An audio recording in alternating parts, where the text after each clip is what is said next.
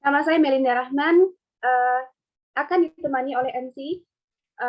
Pada kedepannya, kita sebelum memulai acara, harap diperhatikan adab-adab terlebih dahulu. Yang pertama, perhatian kepada seluruh para peserta dimohon untuk 1. Tidak memotong pembicaraan guru. 2. Mengangkat tangan ketika ingin berbicara. Yang ketiga, menonaktifkan mikrofon. Dan yang keempat, menyalakan kamera. Sekali lagi, untuk para peserta pembukaan talaqi tahsin Al-Quran bersanad, mohon diperhatikan adab yang digunakan saat malam ini. Pertama, tidak memotong pembicaraan guru. Kedua, mengangkat tangan ketika ingin berbicara. Ketiga, menonaktifkan mikrofon. Dan yang keempat, menyalakan kamera.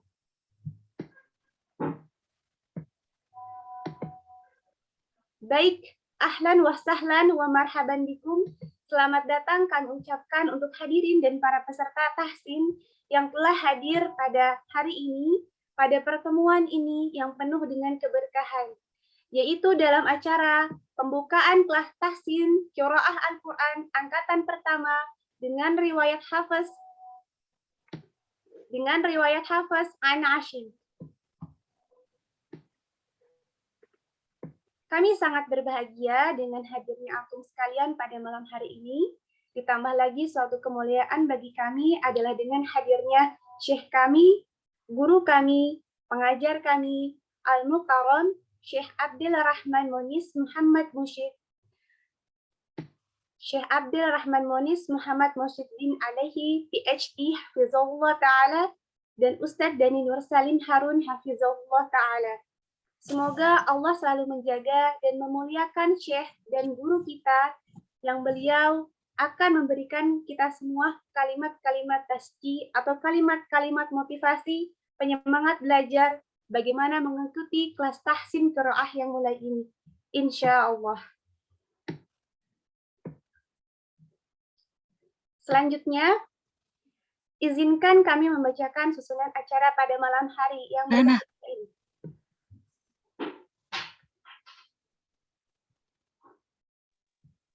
Tafadholi kepada Ustazah Saurah, Afwan kepada Ustazah Rana. Ayolah. Bismillah, Assalamualaikum warahmatullahi wabarakatuh. Ismahu li an u'arrif nafsi, ismi Rana. Tanbihu li kulli al-hadirina alaykum an al-awwal la taqta'ul muallim, al-thani وارفعوا يدكم للتحدث والثالث واغلقوا ميكروفون والرابع وافتحوا فيديو. بسم الله الرحمن الرحيم.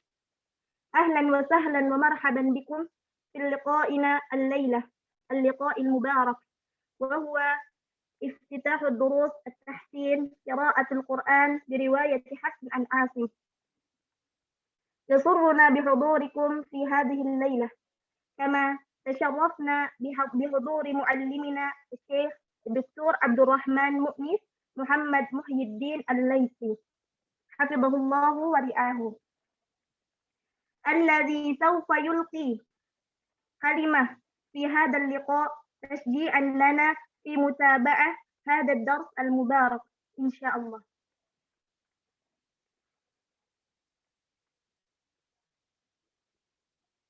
مباشرة.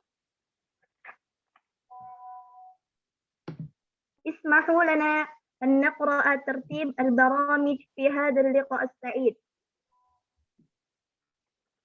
Untuk selanjutnya, yaitu pembacaan kalamullah oleh Ukhti Sarah, di mana Ukhti Sarah ini adalah thalibah termuda berusia 12 tahun yang sudah memiliki hafalan 7 juz.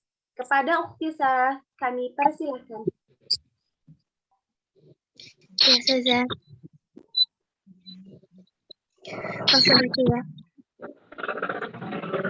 A'udzu billahi minasy syaithanir rajim. Bismillahirrahmanirrahim. Alhamdulillahi Rabbil Alamin. Ar-Rahmanir-Rahim. Maliki Yaumiddin. Iyyaka na'budu wa iyyaka nasta'in. Ihdinas siratal mustaqim. Siratal ladzina an'amta 'alaihim ghairil maghdubi 'alaihim waladdallin.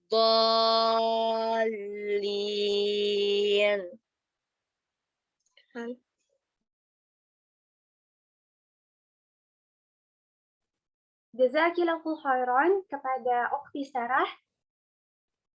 Kita akan beranjak kepada acara selanjutnya, yaitu acara sambutan.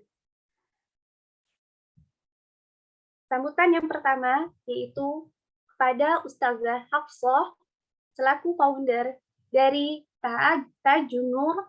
Silahkan untuk memberikan sambutannya.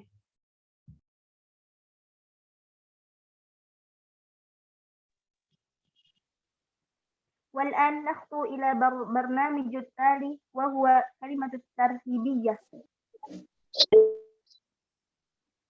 والكلمة الترحيبية الأولى من مديرة الأكاديمية أستاذتنا الفضيلة حفصة نور صافية هارون، فلتتفضل عليها مشكورا.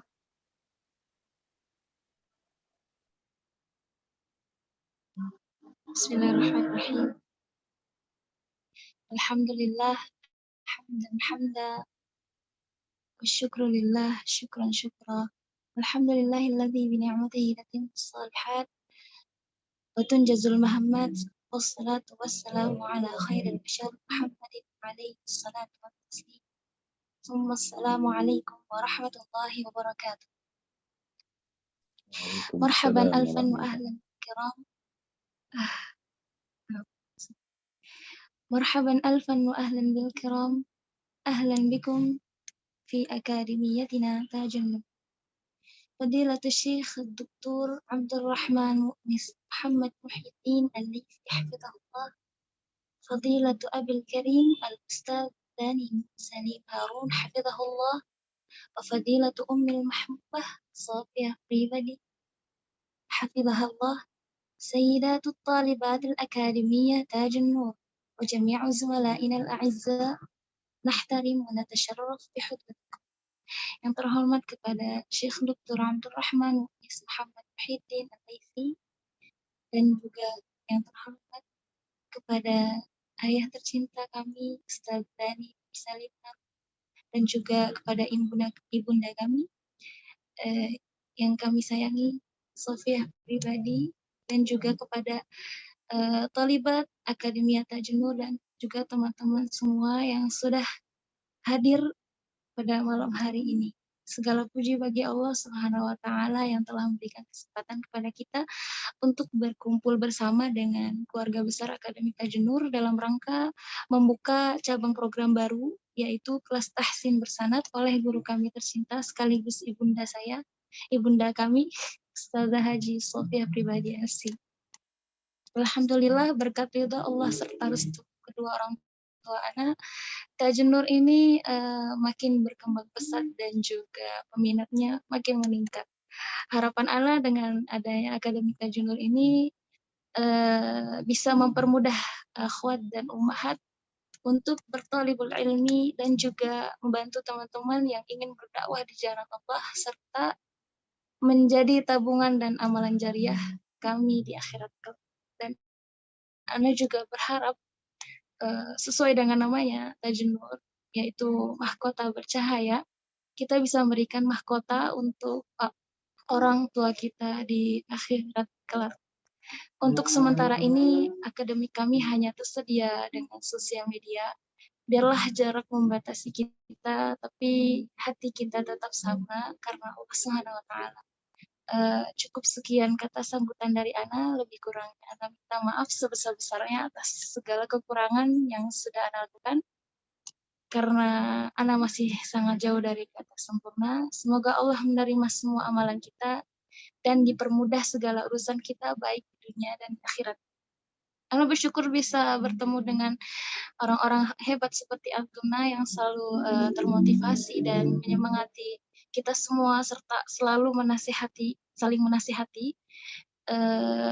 Jazakumullahu khairan kepada Syekh yang sudah menyediakan waktunya untuk hadir di acara malam hari ini, serta kepada orang tua kami yang sudah mengadakan acara ini, dan juga terima kasih kepada para panitia dan keluarga Tajnur yang sudah berpartisipasi dalam acara yang sangat bersejarah ini.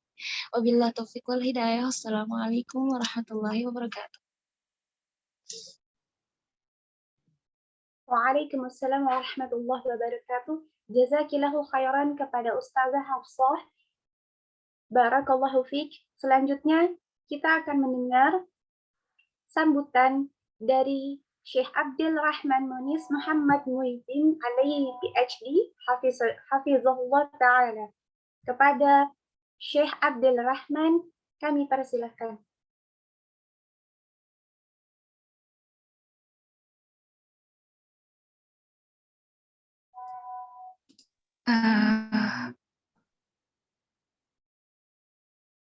Umi dulu.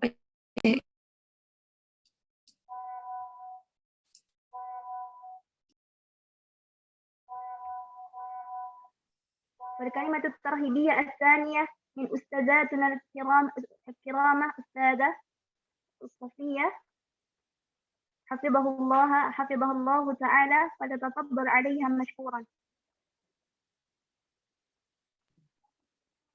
Afwan, Ana ulangi sekali lagi kepada Ustazah Sofia. Tafadholi untuk memberikan sambutannya.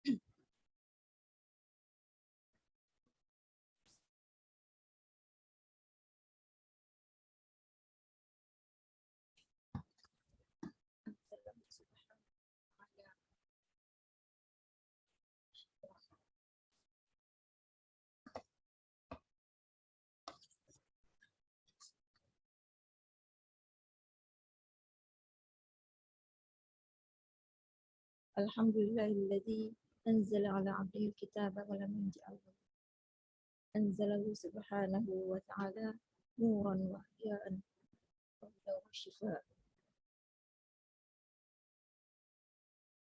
Hudan bihi min ad-dalalah wa basyara bihi min al-jahalah. Ya'nu imaman lil muttaqin wa hujjatan 'ala al-kafirin. Asyhadu an la ilaha illallah anna sayyidina Muhammad sallallahu alaihi wasallam nabiyyi wa rasulihi wa sahbihi wa sallam. Amma ba'd. Alhamdulillah, pada malam hari ini kita dipertemukan oleh Allah. Semoga pertemuan malam ini penuh dengan berkah dan ridho Allah Subhanahu wa taala.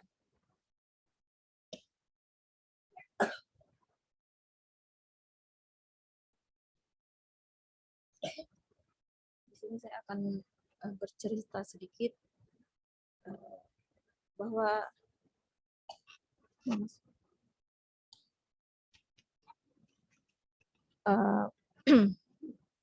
jazakumullah khairan atas Syekh Abdurrahman Munis wa iyyakum yang hafizallah yang bersedia hadir pada malam hari ini. Sedikit saya akan bercerita untuk sebagai perkenalan Ini adalah gambar angkatan pertama, ya. Kami mendapatkan sanad dari Syekh Al-Mukarram yang bertahan waktu itu. Sebenarnya jumlahnya lebih dari ini. Alhamdulillah, dengan mengorbankan keringat dan air mata, kami bisa menyelesaikan tahapan yang telah diadakan. Ijazah ini diberikan sekitar tanggal 30 September 2006 Masehi, bertepatan dengan tanggal 2 Ramadan 1427 Hijriah. Selanjutnya, ini ya, ini adalah anak saya ya, anak saya tercinta, Hafsah Nur Sofia Harun, yang selalu mendampingi saya ketika saya belajar. Dan ini dia berkesempatan untuk membaca surah Al-Fatihah ketika acara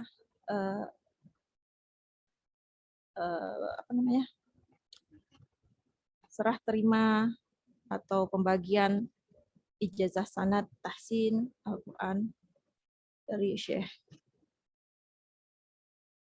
Saya sebenarnya tidak bisa banyak menyampaikan karena saking terharunya saya, anak saya yang dulu seperti ini, sekarang dia sudah punya akademik sendiri dan punya program sendiri. Alhamdulillahirrahmanirrahim. Sebagai penyemangat untuk Antuna bahwa nanti ketika belajar harus sabar, dan saya mohon maaf ketika seleksi ada yang memilih lanjutan ternyata diterima di pemula, ada yang daftar pemula malah masuk ke kelas lanjutan, yaitu sesuai penilaian yang sudah standar. Itu saja, mungkin nanti panjang lebarnya lebih bisa disampaikan oleh Syekh. Kalimat tasjid, materi-materi yang penting nanti akan beliau sampaikan.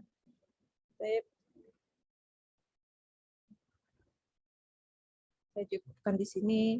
Jazakumullah khairan atas Antuna yang sudah bisa hadir dan memenuhi undangan. Barakallahu fikum. Wabillahi taufiq wal hidayah. Assalamualaikum warahmatullahi wabarakatuh. Waalaikumsalam warahmatullahi wabarakatuh.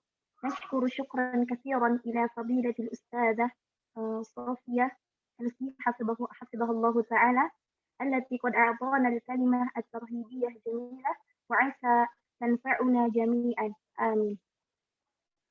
Kami ucapkan terima kasih kepada Ustazah Sofia pribadi Alsi Hafizahullah Ta'ala yang telah memberikan kami kata sambutan yang begitu indah. Semoga dapat memberikan manfaat bagi kita semua. Amin.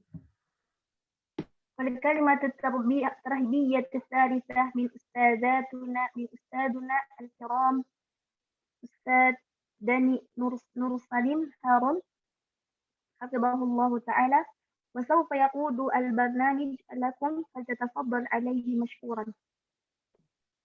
Dan kata sambutan ketiga dari Fadilatul Ustadz Dani Nur Salim Harun LC Hafizahullah Ta'ala, dan setelah ini beliau yang akan memandu acara pada malam hari ini. Kepada beliau kami persilahkan. Jazakumullah khairan. Bismillahirrahmanirrahim. Assalamualaikum warahmatullahi wabarakatuh. Alhamdulillah alladzi hadana lihadza wa ma kunna linahtadiya laula an hadana Allah. Asyhadu an la ilaha illallah wahdahu la syarikalah wa asyhadu anna Muhammadan abduhu wa rasuluhu wa la nabiyya rasul ba'dah. Allahumma salli wa sallim wa barik ala nabiyyina Muhammadin wa ala alihi wa sahbihi wa man tabi'ahum bi ihsani ila yaumiddin. Ya ayuhan nasu taqu rabbakum alladzi khalaqakum min nafsin wahidatin wa khalaqa minha zawjaha batha minhuma rijalan katsiran wa nisaa'a wattaqullaha alladzi tasaaluna bihi wal arham innallaha kana 'alaikum raqiba. Amma ba'd. أهلا وسهلا ومرحبا بكنا في هذه الحلقة المباركة، وخصوصا نتشرف بحضور شيخنا الشيخ عبد الرحمن مؤنس محمد محي الدين الليثي حفظه الله ورعاه. وإن شاء الله بحضوره في هذه الحلقة المباركة سوف يزيد بركة وسوف يزيد رحمة من الله تعالى. وقبل أن نسمع كلمة من شيخنا المكرم سوف أتكلم قليلا عن عن خلفية هذا الدرس أو هذه الدروس. فهذا درس يعود إلى ما قبل 2000, atau mungkin saya akan bicara dengan bahasa Indonesia biar dipahami oleh semuanya. Afwan ya Syekhana. Fa insyaallah ba'da dzalik saufa unqilu al-waqt wal fursah lakum insyaallah. Pertemuan saya dengan Syekh Abdurrahman Mu'nis itu adalah pertemuan yang memang merupakan takdir dari Allah Subhanahu wa taala. Sebenarnya saya pribadi sudah mencari atau mencoba mendapatkan sanad Al-Quran itu sejak keberadaan saya di Mesir tahun 95, dan tahun 97 saya bertemu dengan salah seorang syekh di daerah Yusuf Abbas di Madinat Nasr di Kairo di Mesir. Tapi kemudian qadarullah sebelum sempat saya bertalaqi dengan beliau keburu meninggal dunia, dan pada saat itu terus terang saya kemudian patah hati, dan karena waktu itu belajar bersanad itu belum marak seperti sekarang. Ya, jangankan di Indonesia, di Mesir pun belum begitu dikenal apalagi dari kalangan orang Indonesia. Ketika tahun 2000 dari Kedutaan Besar Republik Indonesia mengamanatkan pada saya untuk membuka kelas bahasa Indonesia untuk orang asing, saya menyusun program di sana, dan alhamdulillah pada saat itu pada akhir tahun 2005 Syekh Abdurrahman Mu'nis hafizahullah ta'ala kemudian mendaftar untuk belajar bahasa Indonesia. Nah, pada saat itu ketika ta'aruf perkenalan, kemudian beliau mengenalkan diri bahwa beliau sudah mendapatkan sanad Al-Quran. Dan pada saat itu Allah Subhanahu wa taala kemudian memberikan saya sebuah dorongan agar mau belajar kepada beliau. Ya, beliau dengan usia yang relatif lebih muda dari kami, ya kalau dari saya lebih muda 10 tahun, tapi dengan bacaan yang sangat bagus, dan subhanallah ketika saya mendengar bacaannya itu saya belum pernah mendengarkan seperti itu, maka saya kemudian belajar kepadanya. Waktu itu belajar secara tahfidz, ya sampai sekitar 6 juz pertama secara tahfidz, tapi kemudian karena memang dengan secara tahfidz itu tersendat, maka beliau kemudian menyarankan kepada saya untuk memperlancar tahsin dulu 30 juz. Nah, kemudian setelah itu juga beliau menyarankan kepada saya untuk mempelajari sebuah kitab yang ditulis oleh guru beliau, ya Syekh Ba'bullah rahimahullah ta'ala, sebuah kitab tajwid yang tebalnya lebih dari 800 halaman.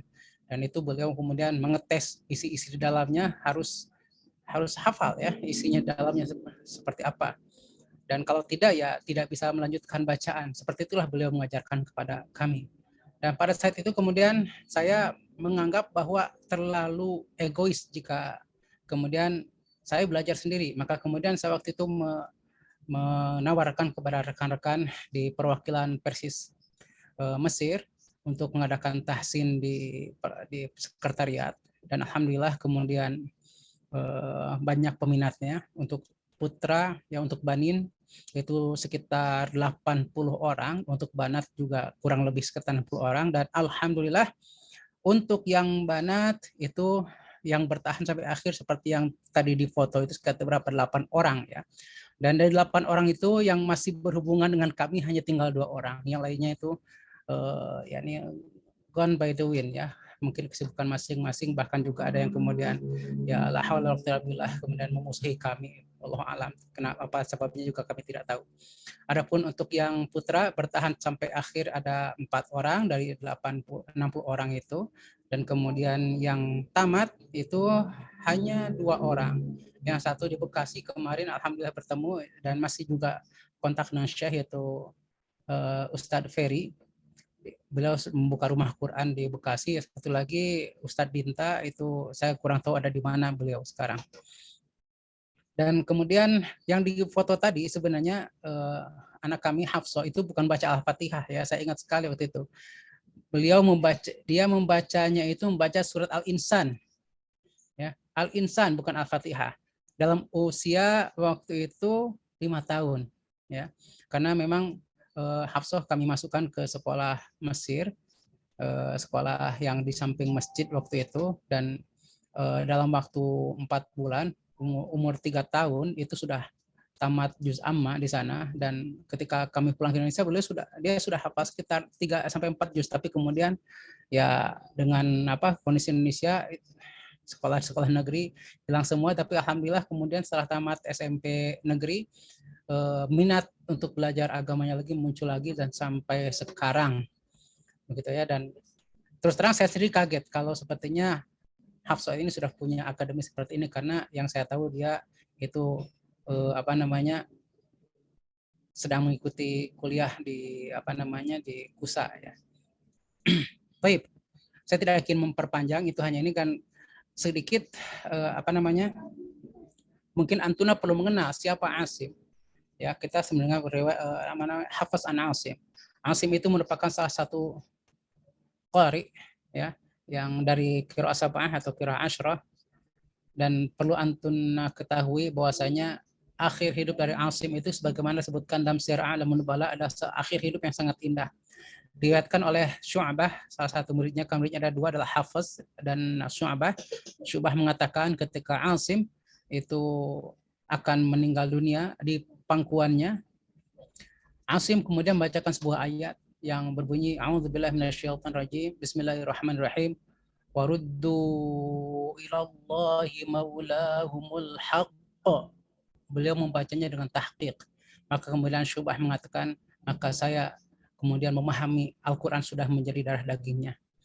Dan mudah-mudahan kita semuanya diberikan Allah Subhanahu wa Ta'ala keistiqomahan di dalam belajar. Karena yang menjadi masalah orang Indonesia, ya, orang Indonesia itu masalahnya apa? Adalah tidak istiqomah, suka anget-anget tai ayam, dan kemudian akhirnya muntaber, ya, mudah tanpa berita. Mudah-mudahan tidak seperti itu.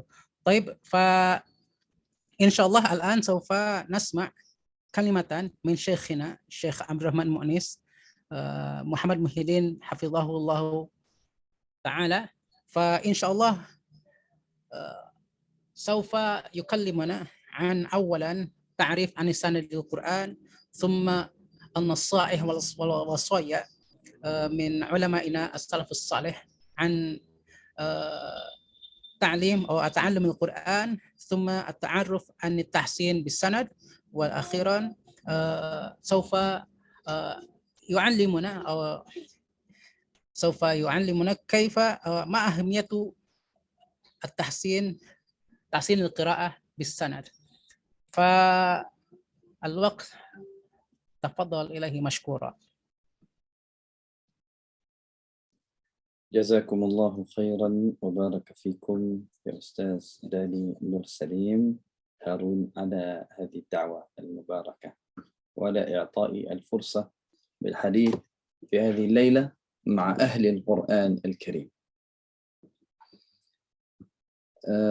بداية الحمد لله رب العالمين والعاقبة للمتقين ولا عدوان إلا على الظالمين، والصلاة والسلام على أشرف الخلق أجمعين سيدنا محمد، اللهم صل وسلم وبارك عليه وعلى آله وأصحابه الطيبين الطاهرين الذين حفظوا القرآن ونقلوه إلينا متواترا فصانوه عن التغيير والتبديل والتحريف والزيادة والنقصان، فأحرزوا بفعلهم الجميل فوصل إلينا القرآن عذبا سلسلا.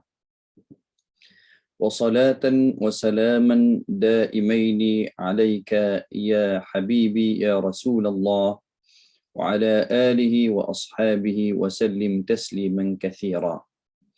أما بعد، أولا أشكر الأستاذ داني على دعوتي لهذا البرنامج الطيب في افتتاح أكاديمي أو أكاديمية تاج النور، وأسأل الله لكم التوفيق والسداد. كما أخبر الأستاذ داني إن شاء الله سوف ألقي عليكم الكلمة باللغة الماليزية، لأنني الآن أسكن في ماليزيا، والحمد لله بدأت في الحديث باللغة الإندونيسية منذ عام 2005، ولم أطبقها في مصر الكنانة، ولكن عندما وصلت إلى ماليزيا لم أجد أمامي خيارا غير اللغة الماليزية، فاستقيتها من اللغة الإندونيسية، لأن اللغة الإندونيسية تعتبر هي الأصل، وفيها من القواعد ومن الكلمات ما هي موجودة حقا في ماليزيا وفي كتاباتهم. Jadi insya-Allah pada malam yang mulia ini saya ucap jutaan terima kasih kepada Ustaz Dani Nur Salim dan Ustazah Hafsah dan semua hadirin, semua hadirat yang saya muliakan, dan semoga Allah memberi kemudahan kepada semua supaya dapat membaca Al-Quran dengan bacaan yang terbaik insya-Allah. Jadi alhamdulillah sama-sama saya akan sampaikan kepada anda semua tentang beberapa perkara yang penting yang Ustaz Dani sudah sampaikan tadi berkaitan dengan sanad dan berkaitan dengan fadilah atau fadail belajar Al-Quran Al-Karim, dan juga saya akan sampaikan bagaimana pentingnya belajar dengan sanad dan juga bagaimana cara terbaik untuk kita belajar dengan sanad insya-Allah.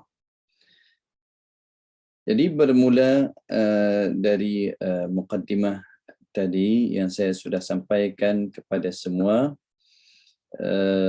Al-Quran Al-Karim, sebenarnya Al-Quran Al-Karim ini datang kepada kita dari Allah Subhanahu wa Ta'ala melalui Aminul Wahyi Jibril alaihi salam kepada Rasulullah sallallahu alaihi wasallam, dan Rasulullah sallallahu alaihi wasallam sampaikan kepada sahabatnya, dan sahabatnya sampaikan kepada at-tabi'in wa man tabi'ahum bi ihsanin ila yaumiddin.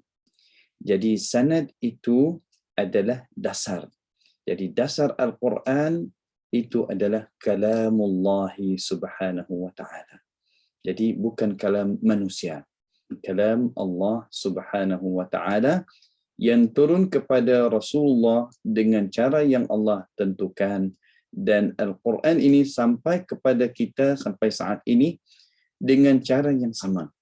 Jadi tidak ada sesiapa yang akan dapat menukar cara tersebut.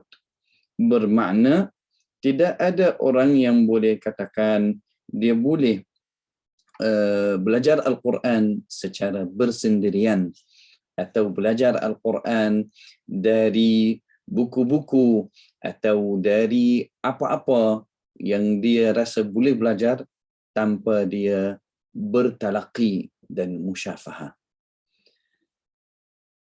Jadi itu sebahagian kecil daripada sanad yang saya sampaikan. Salasilah. Sanad itu salasilah.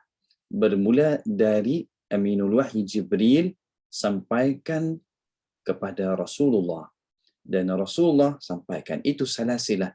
Jadi dari generasi ke generasi yang berikutnya, dan akan sampai Al-Quran ini akan berpindah dari generasi ke generasi yang lain sampai hari kiamat, sampai ila masya Allah subhanahu wa ta'ala. Saya ada satu sanad, saya akan tunjuk kepada semua satu contoh sanad supaya mungkin lebih faham daripada sanad. Sebelumnya saya mau sampaikan kepada anda semua, Al-Quran ini sampai kepada kita dengan dua cara. Tak boleh lari dari dua cara tersebut. Cara yang pertama, an-naql as-sawti, secara lisan. Jadi secara lisan itu cara bacaan. Jadi harus yang belajar Al-Quran harus dia baca depan gurunya dan harus dia bertalaqi dan betulkan bacaan secara langsung. Dan juga yang kedua itu adalah an-naql al-khatti atau al-kitabi, secara tulisan. Itu Rasm Uthmani, tulisan Al-Quran Al-Karim. Jadi, kalau kita mau buktikan atau mau mengetahui adakah ini adalah Quran ataupun daripada orang sendiri, jadi harus ada 3 rukun utama yang wajib ada untuk kita mengetahui ini adalah Quran yang sahih, yang benar. Harus melalui 3 rukun utama. Yang pertama, harus Al-Quran ini dengan bahasa Arab. Tidak boleh dengan bahasa selain daripada Arab. Jadi kita tak boleh baca Al-Quran dengan bahasa lain. Harus baca dengan bahasa Arab saja. Itu yang pertama. Yang kedua, harus Al-Quran ini dengan rasm Uthmani. Jadi bahasan setiap yang saya sampaikan ini memang sangat lama kalau saya jelaskan secara terperinci. Jadi, lughah Arabiyah, bahasa Arab, Al-Quran harus kita baca dengan bahasa Arab saja. Yang kedua, harus Al-Quran ini tulisannya dengan rasm Uthmani. Yang ketiga, Al-Quran ini harus ada sanad. Jadi tidak ada sesiapa yang boleh kata dia pandai baca tanpa sanad atau dia bisa baca Al-Quran tanpa sanad. Mungkin akan ada orang yang baca Al-Quran dengan bacaan yang bagus walaupun dia tidak ada sanad. Tetapi orang itu tidak akan sama dengan orang yang ada sanad yang sahih. Orang itu yang baca tanpa sanad tidak akan dapat baca seperti orang yang ada sanad. Banyak perkara yang kita akan belajar sebenarnya daripada sanad, daripada guru-guru apabila kita bertalaqi dengan mereka. Dalam masa yang sama, saya ingin menyampaikan kepada anda semua, akhwati fillah rahimakumullah wa baraka fikum. Tidak setiap sanad adalah sanad yang benar. Ada juga orang yang tidak amanah, yang memberi sanad kepada orang tanpa dia baca, tanpa dia belajar. Jadi ada proses, ada peringkat-peringkat yang perlu orang melalui sebelum dia menerima sanad. Jadi ini nasihat kepada semua. Walaupun anda ada sanad atau pernah memiliki sanad sebelum ini, jadi harus di Taj An-Nur. InsyaAllah akan ada perkara yang baru. Bermakna, orang yang datang harus ada ujian sebelumnya untuk mengetahui dia akan masuk ke tahap atau ke peringkat yang mana. Jadi, ada orang yang ada dirayah, tetapi tidak ada riwayah. Riwayah itu sanad.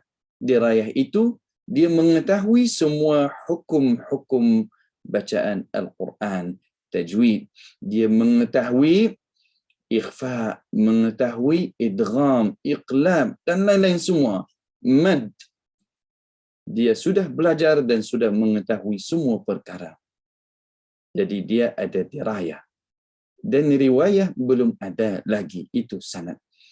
Jadi tak semestinya semua orang yang sudah mengetahui hukum tajwid, dia bisa baca Al-Quran dengan bacaan yang benar. Harus dia tahsin. Jadi selepas belajar, selepas dia sudah mahir hukum-hukum semua, sudah hafal seperti yang Ustaz Dani sampaikan tadi, buku tajwid yang diterbit oleh guru saya Syekh Said Ibrahim Ba'bula. Jadi 800 halaman, lebih 800 halaman. Sebelum saya menerima sanad daripada guru saya Syekh Ba'bula, saya baca buku itu dari awal sampai habis. Dan di ujung buku itu saya jumpa nombor telefon Syekh Said Ba'bula. Jadi saya terus telefon beliau dan minta untuk jumpa dengan beliau supaya beliau menjelaskan perkara-perkara yang saya kurang faham dalam buku tersebut. Buku Al-Bayan fi Tajwidil Quran.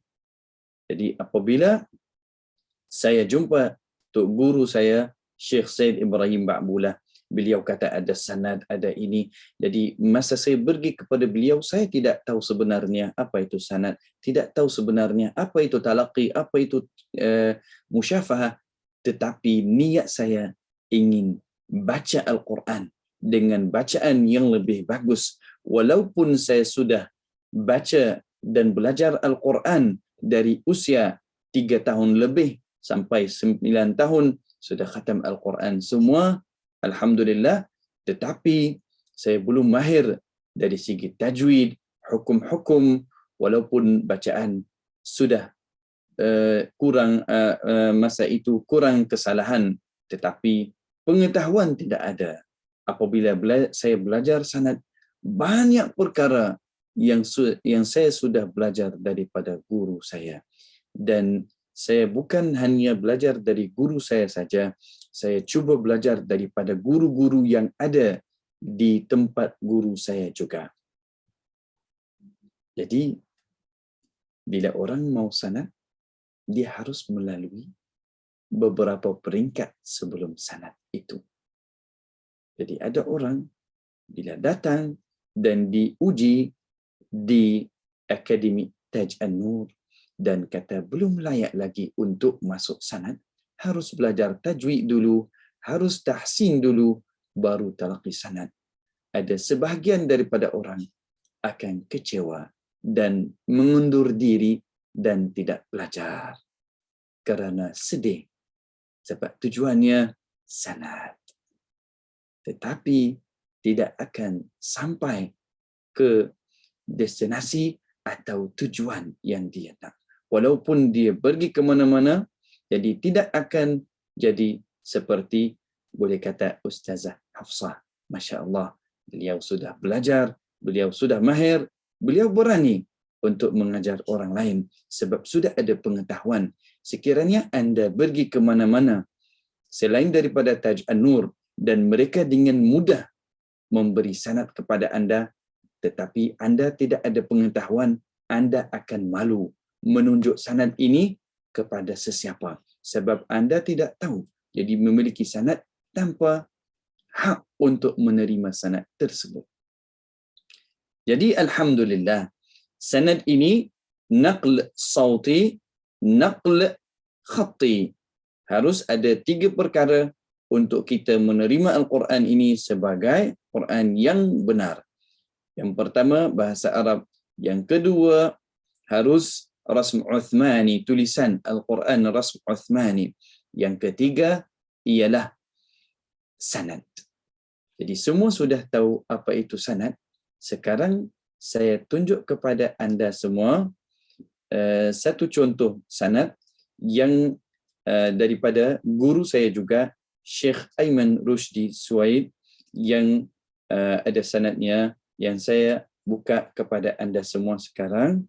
Jadi Dr. Aiman Rushdi Suwaid memiliki banyak guru, tetapi beliau masuk dalam buku niah ini ada 6 guru utama beliau. Yang sebelah kanan itu 3 guru besar daripada Syam, Suriah, dan 3 guru besar yang sebelah kiri itu dari Mesir. Itu sanadnya. Jadi Syekh Aiman Rusdi Suwaid ada di sini, dan setelahnya Syekh Muhammad Salim, itu guru Syekh atau Dr. Aiman Rusdi Suwaid. Jadi Syekh Muhammad Salim Ar-Rifa'i bertalaqi dengan Syekh Abdul Aziz Uyun As-Sud.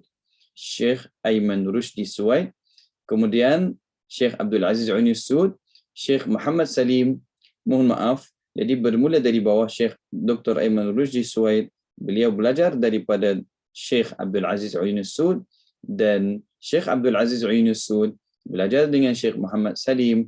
Dari peringkat ke peringkat ini langsung pergi ke berikutnya 24, 25, kemudian langsung akan kurang nomornya ini sampai ke sahabat Nabi Muhammad sallallahu alaihi wasallam, Abdullah ibn Habib As-Sulami dan Zaid ibn Thabit, dan kepada Rasulullah sallallahu alaihi wasallam, kepada Jibril, kepada Rabbul Izzah subhanahu wa ta'ala. Jadi apabila kita menerima satu sanad, akan ada nama-nama ini semua. Akan ada nama-nama ini semua, dan harus semua nama yang ada dalam sanad ini, harus semua nama yang benar. Ada orang juga yang akan potong beberapa nama supaya dia lebih dekat dengan Rasulullah sallallahu alaihi wasallam, dan ini juga salah satu kesalahan orang tidak amanah. Dan dia kata di antara dia dengan Rasulullah 16 orang, di antara dengan Rasulullah, dia dengan Rasulullah 20 orang, semua ini tidak benar.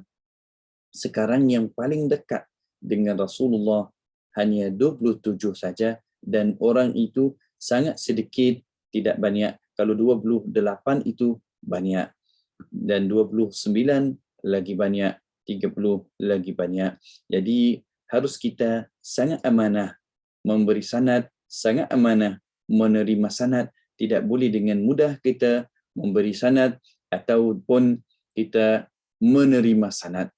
Ada juga orang yang sampaikan kepada saya, kalau mau sanad daripada guru yang tertinggi itu dengan bayaran, dan saya tidak terima. Saya mau belajar, saya mau mengajar orang, bukan hanya mau dapat sanad yang tinggi tanpa hak.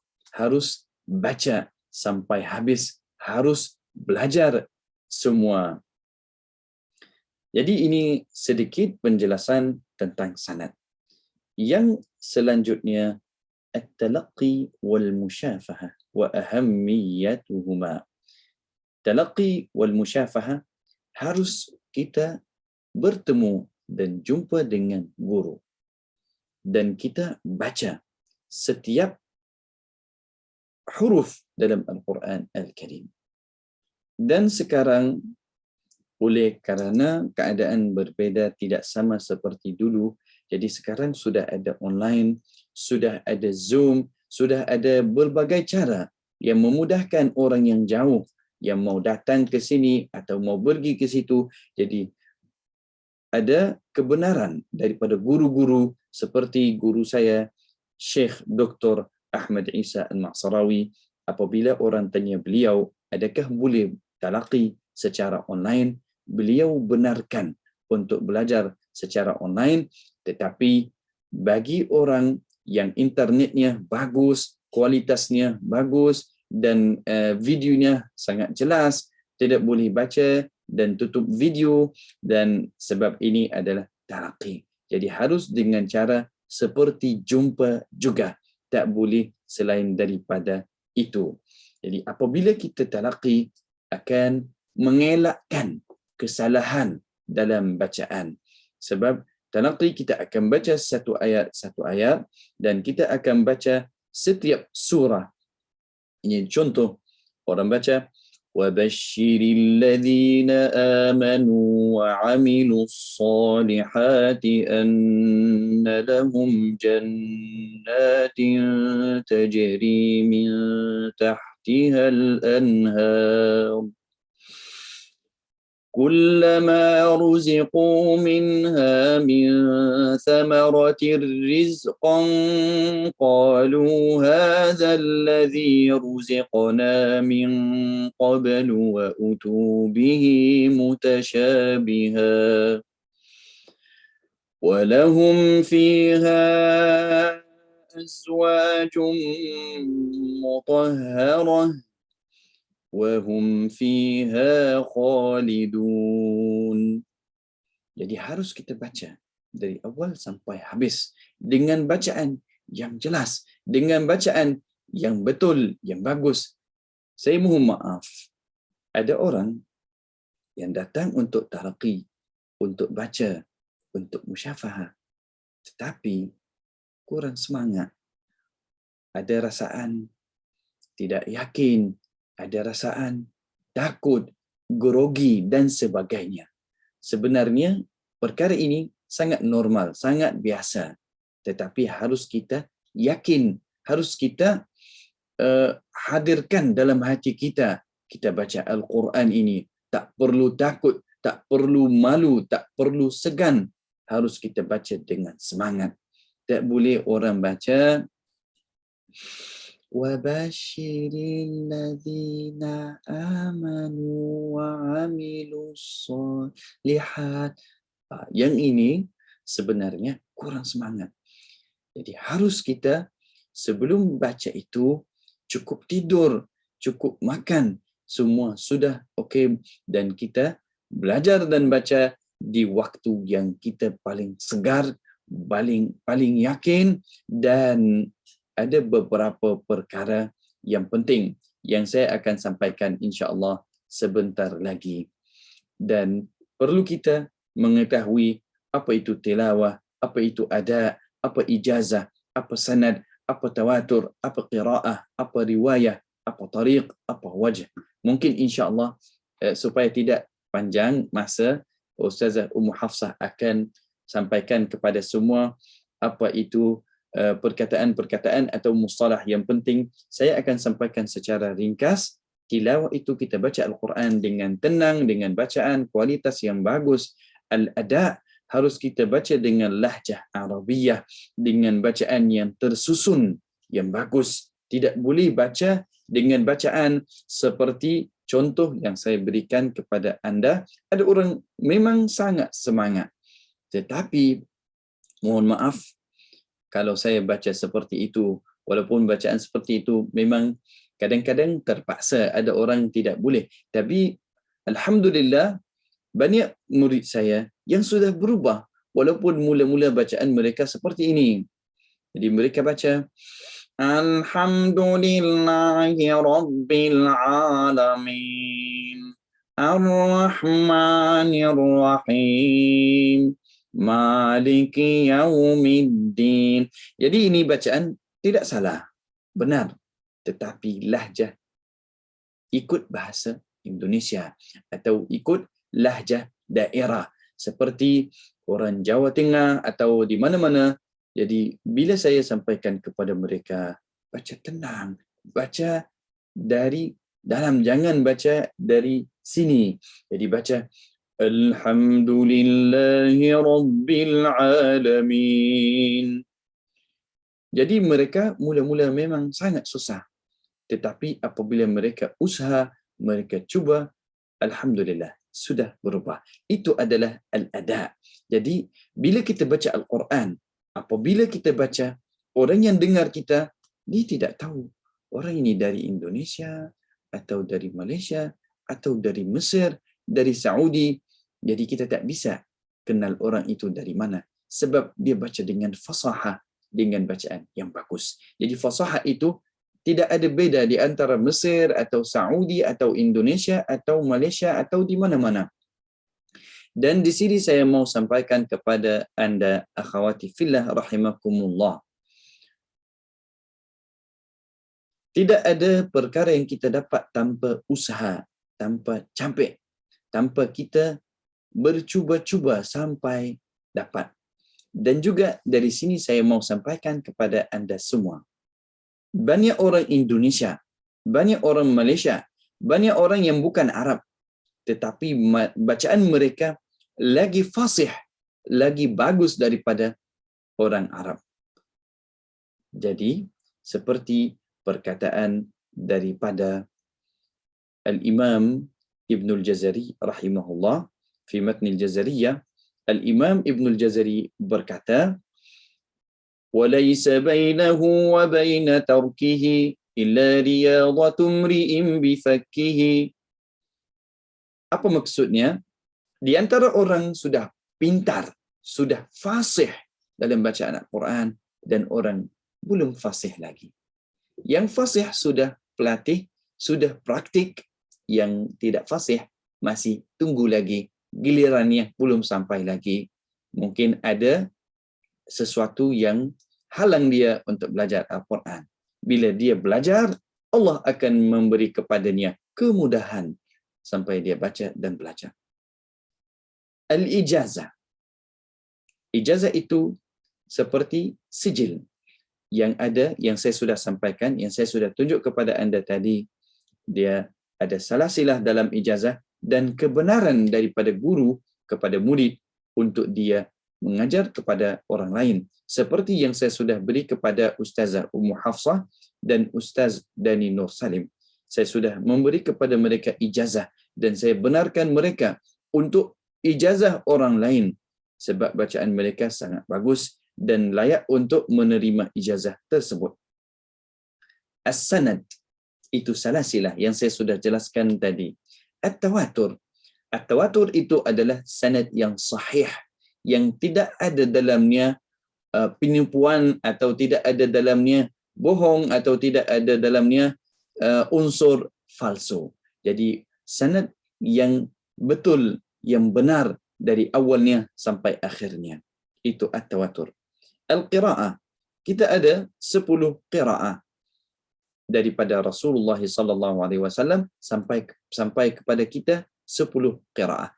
Qira'ah itu maknanya qari di zamannya, yakni zaman tabi'in. Jadi di antara qari dengan Rasulullah ada 2 orang. Kalau qari kita Asim ibn Abi Nujud, di antara beliau sampai Rasulullah 2 saja, Abi Abdurrahman As-Sulami dan Zaid ibn Thabit. Jadi Al-Qari Asim min at-tabi'in. Dan Ar-Riwayah. Ar-Riwayah itu murid qari. Di bawah qari ada murid. Jadi riwayah, setiap qari ada 2 rawi. Kalau qari kita Asim, ada 2 rawi, Syu'bah dan Hafs. Jadi kita sebut biqira'at Asim ibn Abi An-Nujud an rawi an Hafs, an Hafs, biqira'at Asim dan beriwayat Hafs. At-tariq itu adalah ada tariq Asy-Syatibiyah min tariq Thayyibat An-Nashr, min tariq Asy-Syatibiyah dan min tariq Thayyibah atau Al-Jazariyah. Jadi kalau min tariq Asy-Syatibiyah ada perbezaan. Jadi yang baca min tariq Asy-Syatibiyah akan baca majaiz munfasil 4-5 harakat. Kalau min tariq Thayyibah akan baca mad munfasil 2 harakat saja. Dan ada perbezaan yang lain. Mungkin boleh belajar insya-Allah sama Ustazah Ummu Hafsah dan Ustaz Dani insya-Allah. Al-wajh itu cara bacaan. Seperti kalau ada yang baca satu perkataan dengan 2 wajah yang berbeza. Contoh, bila kita baca Iyyaka na'budu wa iyyaka nasta'in, 2 harakat, itu wajh yang pertama. Ataupun dengan 4. Iyyaka na'budu wa iyyaka nasta'in, atau dengan 6 harakat. Jadi ini semua wajah, berbagai cara untuk baca tempat yang sama atau perkataan yang sama, dan ada beberapa tempat yang ada wajh lebih afdal daripada wajh yang lain. Jadi kita boleh pilih wajah mana yang ada pilihan atau tidak ada. Jadi ini secara ringkas sedikit berkaitan dengan sanad dan ahamiyat at-talaqi. Jadi bila kita baca, bila kita belajar dengan guru, dengan talaqi ini tidak akan ada kesalahan sebab guru kita lihat dan dengar bacaan kita dari awal sampai habis. Jadi di sini saya mau sampaikan sedikit tentang fadail atau tausiah daripada salafun salih berkaitan dengan Al-Quran Al-Karim. Jadi banyak ayat, banyak hadis yang cerita tentang fadilah Al-Quran Al-Karim, dan saya cuba ringkaskan kepada anda supaya tidak mengambil masa yang panjang. Jadi bermula daripada Allah Subhanahu wa taala, Allah berfirman di surat An-Naml ayat 6, wa innaka latulaqqal qur'ana min ladun hakimin alim. Maknanya Rasulullah talaqi dengan amin al-wahyi Jibril alaihi salam. Dan berkaitan dengan fadilah kita belajar dan talaqi Al-Quran, banyak hadis, banyak ayat dalam Al-Quran Al-Karim yang cerita tentang itu.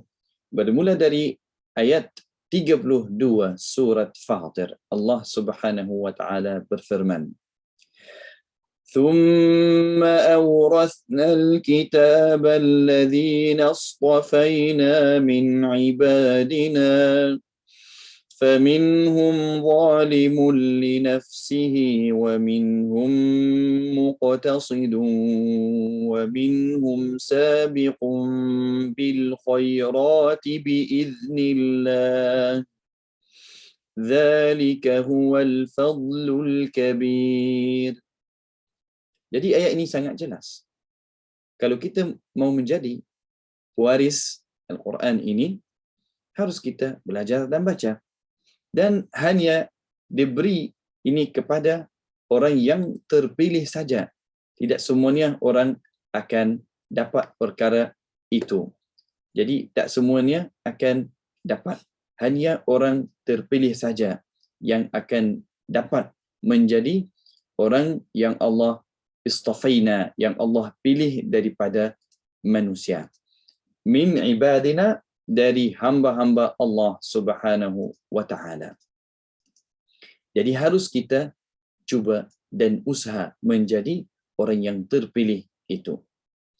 Faminhum zalimun li nafsihi wa minhum muqtasid wa minhum sabiqun bil khairati bi idznillah. Jadi ada orang yang menganiaya diri sendiri, dapat peluang untuk belajar, untuk baca, tetapi tidak baca dan tidak belajar. Ada orang wa minhum muqtasid, belajar surah Al-Fatihah saja cukup, sebab ia ini perlu untuk saya menunaikan salat. Dan ada yang lain-lain juga yang pilih sedikit dan belajar sedikit. Sebenarnya harus kita belajar yang banyak, yang cukup. Jadi tak boleh kita belajar sebahagian. Ada orang belajar surat Yasin saja, belajar minhum muqtasid wa minhum sabiqun. Ada orang berlumba-lumba untuk belajar lebih banyak, untuk khatam Al-Quran, untuk dapat ijazah, untuk sanad. Semua ini ada orang yang berusaha untuk dapat itu. Dzalika huwal fadlul kabir. Mereka akan dapat fadilah yang paling besar. Satu hadis daripada Nabi Muhammad sallallahu alaihi wasallam berkaitan dengan ta'allum Al-Quran. Saya yakin semua hadirat yang ada depan saya ini sudah tahu hadis itu. An Uthman radhiyallahu an Nabi sallallahu alaihi wasallam qala khairukum man ta'allama al-Qur'ana wa 'allama. Sebaik-baik orang yang belajar Al-Quran dan mengajarnya kepada orang lain. Dan juga ada hadis yang lain daripada Sayyidatuna Aisyah radhiyallahu anha wa an abiha. An-Nabiy sallallahu alaihi wasallam qala الماهر بالقرآن مع السفرة الكرام البررة والذي يقرأ القرآن ويتتعتع فيه وهو عليه شاق فله أجران. Orang yang belajar Al-Quran dan dia rasa ada kesusahan dalam bacaan, falahu ajran, dia akan dapat 2 kali ganda pahalanya. Jadi harus kita cuba dan berusaha untuk dapat baca yang lebih bagus. Jadi banyak lagi hadis, banyak lagi perkataan-perkataan daripada sahabat Nabi Muhammad sallallahu alaihi wasallam, termasuk kata Sayyidina Abdullah bin Mas'ud radhiyallahu anhu berkata, "Wallahi ma nazalat ayatun min kitabillah illa wa a'lamu aina nazalat wa fima nazalat walau a'lamu anna ahadan a'lamu minni bi kitabillah tablughuhu al-ibil la rakibtu ilai." Jadi kata Sayyidina Abdullah bin Mas'ud, demi Allah, setiap ayat yang turun dalam Al-Quran ini, beliau sudah mengetahui di mana ayat itu nazalat, wa fima nazalat. Jadi kenapa ayat itu turun, dan kalau aku mengetahui ada orang yang lebih arif daripada aku tentang Al-Quran, boleh naik unta dan sampai kepada mereka, beliau akan pergi untuk mencari. Jadi Sayyidina Abdullah bin Mas'ud banyak ilmu tentang Al-Quran, banyak pengetahuan, walaupun seperti itu, tapi beliau masih juga berusaha, bercuba lagi untuk baca Al-Quran dan untuk belajar ilmu-ilmu tentang Al-Quran Al-Karim. Di sini ada sedikit adab yang saya mau sampaikan kepada anda semua, dan adab itu sangat penting. Awal ma yanbaghi 'ala al-muqri wal-qari an yaqsida bidzalika ridha Allah. Harus kita sentiasa tajdid an-niyyah kerana Allah Subhanahu wa taala. Ada orang dia belajar dan cuba, tetapi Allahu a'lam niatnya macam mana. Jadi harus kita sentiasa tajdid an-niyyah. Harus kita sentiasa betulkan niat kita kerana Allah Subhanahu wa taala.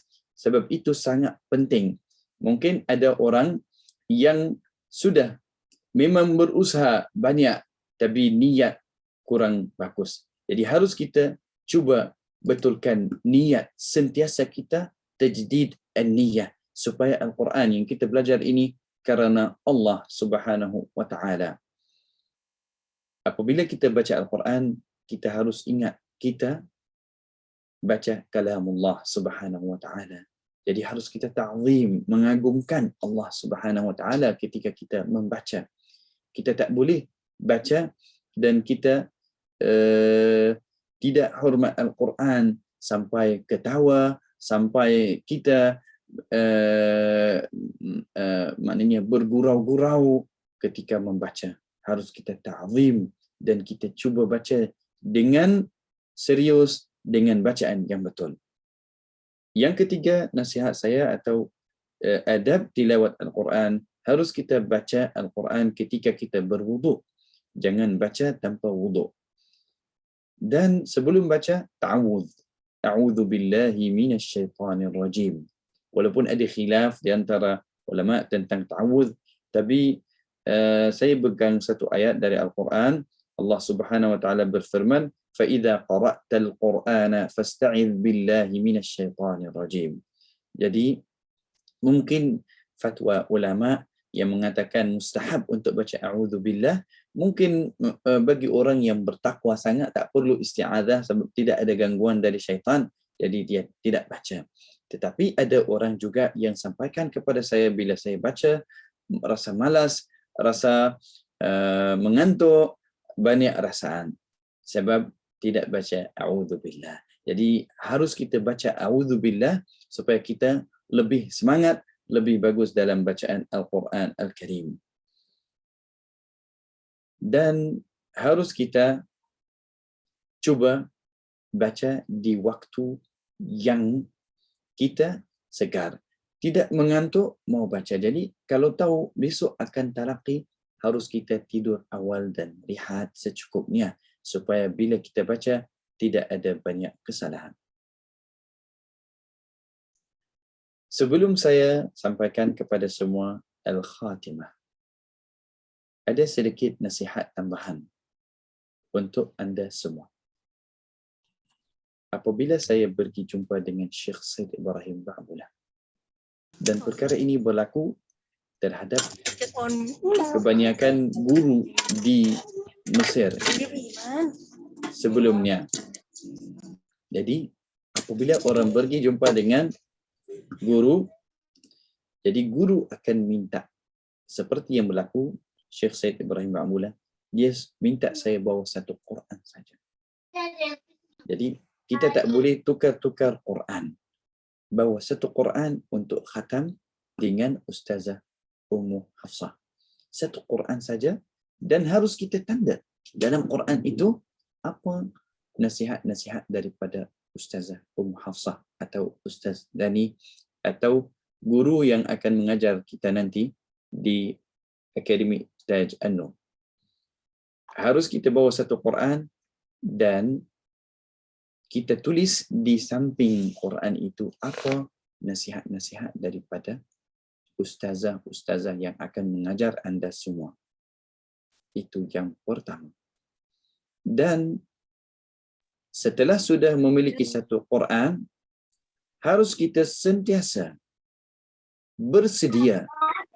Sebelum kita baca itu, harus kita bersedia untuk kita baca.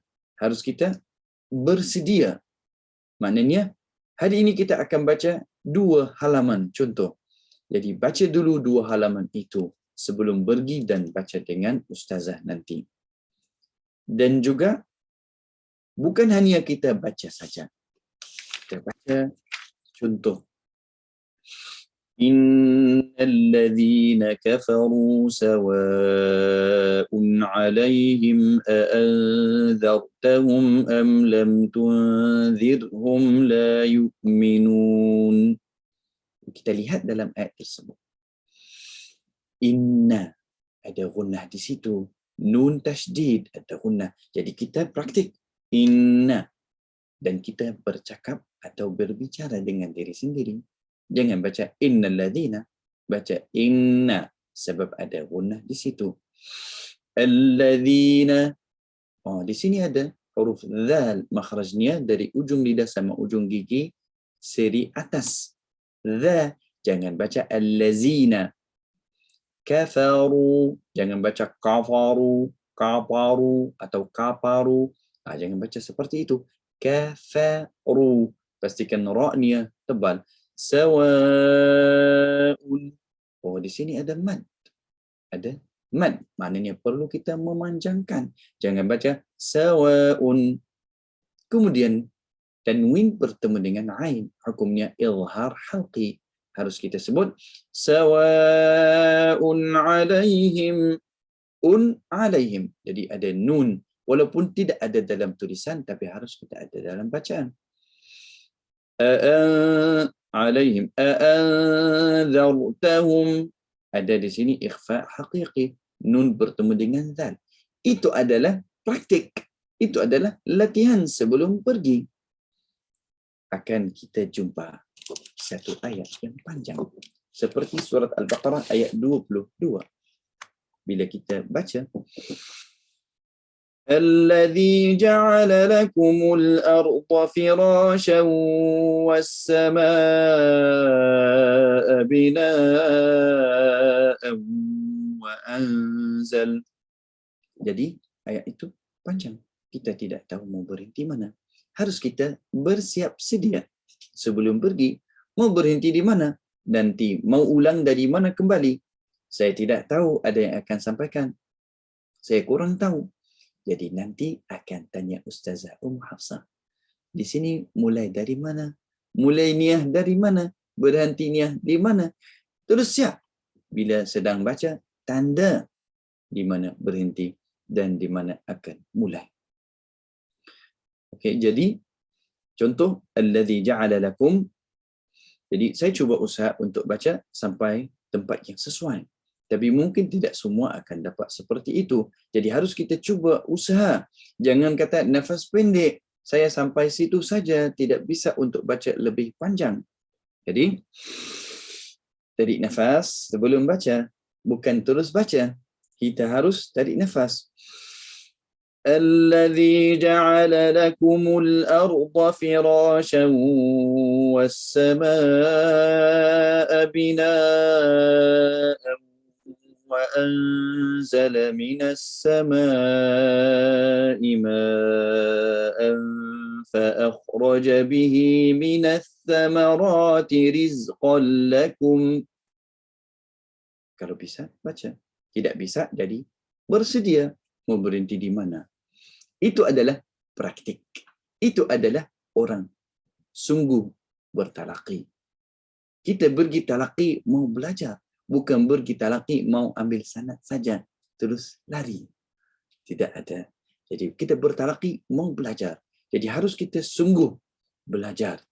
Sudah habis dengan Ustazah Al-Fadilah Ummu Hafsah. Kita sudah pulang ke rumah. Alhamdulillah. Sudah habis 1 juz. Tinggal 1 juz. Tidak baca kembali.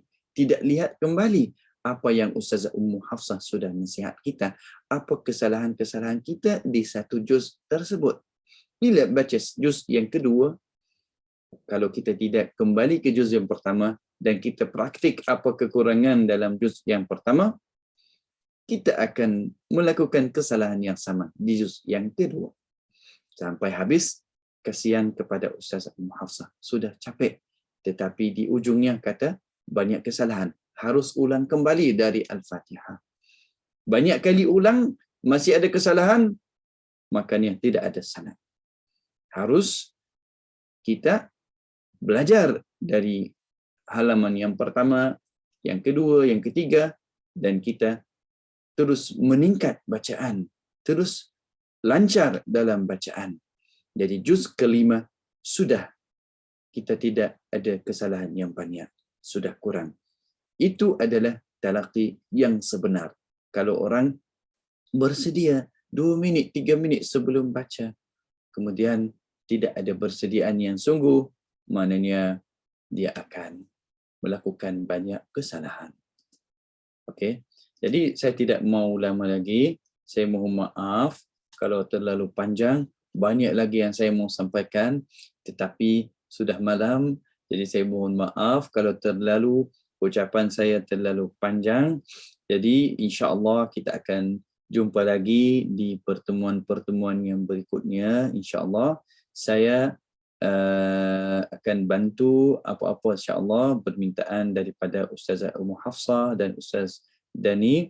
Saya khadim Al-Quran, saya khidmat anda semua dan semoga Allah mudahkan anda semua untuk belajar dan baca Al-Quran. Selamat belajar, selamat bertalaqi, selamat insya-Allah menerima hasanat yang banyak. Jangan sedih kalau banyak kesalahan. Allah mau uji anda, Allah memberi pahala lebih kepada anda. Kalau ada kesalahan, cuba lagi, usaha lagi. Kita semua belajar dari kesalahan. Tidak ada orang yang lahir semula jadi bacaannya sudah bagus. Kita semua melalui keadaan yang sama. Kita semua belajar, kita semua memang dari zero sampai dapat bacaan yang bagus insya-Allah. Itu saja. Wallahu taala a'lam wa a'lam. Sekiranya ada kekurangan ini daripada diri saya, semoga sekiranya ada kebaikan ucapan saya ini, semuanya taufik dan hidayah daripada Allah Subhanahu wa taala. Apa-apa yang saya nasihat, apa-apa yang saya sampaikan kepada anda, itu adalah motivasi untuk saya sendiri, nasihat untuk saya sendiri, supaya kita sama-sama insya-Allah terus belajar, terus bersama Al-Quran sampai akhir hayat insya-Allah. Barakallahu fiik Ustaz Dani, barakallahu fiki Ustazah Ummu Hafsah, wa barakallahu fi Hafsah, wa barakallahu fi al-hadirat. barakallahu fikunna jami'an ala حلقة القرآن هذه وأسأل الله لكم التوفيق والسداد إن شاء الله. والسلام عليكم ورحمة الله وبركاته. Waalaikumsalam warahmatullahi wabarakatuh. Jazakumullahu khairan katsiran wa nafa'a bikumul ummah wa asa ayyusibakumul jannah.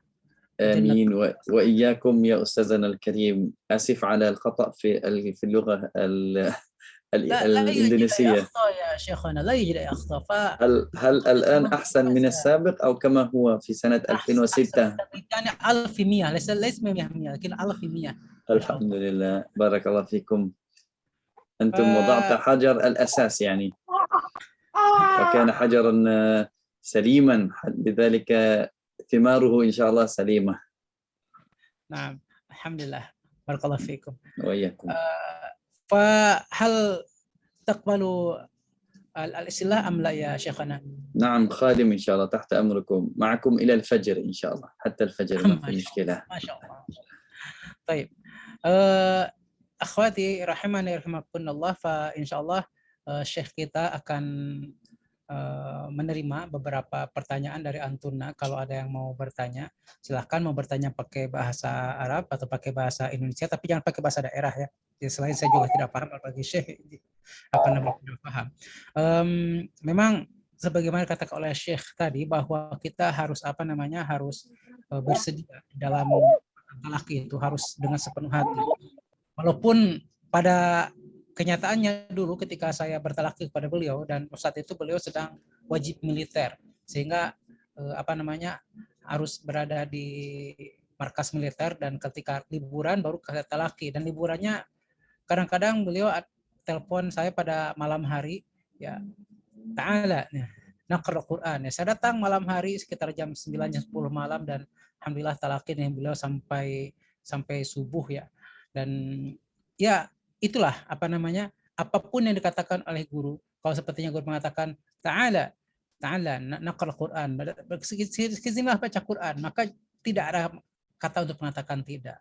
Dan beliau ini subhanallah sudah hafal Quran sebenarnya sejak umur 10 tahun kalau tidak salah ya Syekh. 10 tahun Syekh. 9 sanawat alhamdulillah. Sejak umur 9 tahun sudah hafiz Quran, tapi kemudian beliau itqankan lagi ketika menjelang dewasa. Jadi Al-Quran itu sudah mendarah daging pada beliau, dan sebagai buktinya ketika saya dulu talaki Quran pada beliau, itu beliau mengantuk. Ya, beliau mengantuk. Tapi ketika saya salah baca, itu langsung matanya terbuka. Langsung la a'id kata. La a'id. Ulangi. Loh, saya kira tidur, ternyata tidak. Begitu ya. Dan itu terjadi kepada semua orang. Ya, bahkan ketika di Bengkalis, beliau pernah ke Bengkalis tahun 2014 ya. Tapi sayangnya orang Bengkalis tidak memanfaatkan dengan sebaik-baiknya kedatangan beliau. Ketika beliau akan pulang ke Malaysia lewat Palaka waktu itu di Pantai Selat Baru. Waktu itu ketika kita sedang duduk menunggu kedatangan kapal, tiba-tiba beliau mengatakan, itu kapal akan datang. Kita semua heran. Dari mana beliau akan tahu, padahal beliau duduk membelakangi pelabuhan. Kami yang ada pelabuhan saya tidak tahu kapan akan datang. Ternyata betul, 10 menit kemudian kapal datang. Subhanallah. Ya, itu merupakan salah satu, mungkin beliau tidak ingat ya itu ya. Atau juga mungkin wallahu alam beliau mendapatkan ilham dari mana.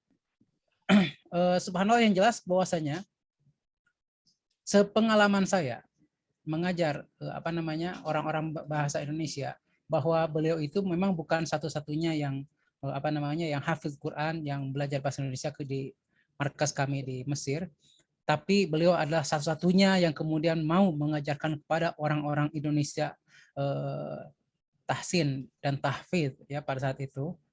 Dan orang-orang yang hafiz Quran ternyata itu mereka sangat mudah belajar bahasa lain, karena itu memang mungkin kemudahan dari Allah Subhanahu wa taala. Baik, itu saja untuk untuk sekedar komentar dari apa yang beliau katakan tadi. Kalau ada Antuna yang mau bertanya silakan angkat tangan. Ada dari Ukhtul Aprila Desnita mau bertanya, fadhali.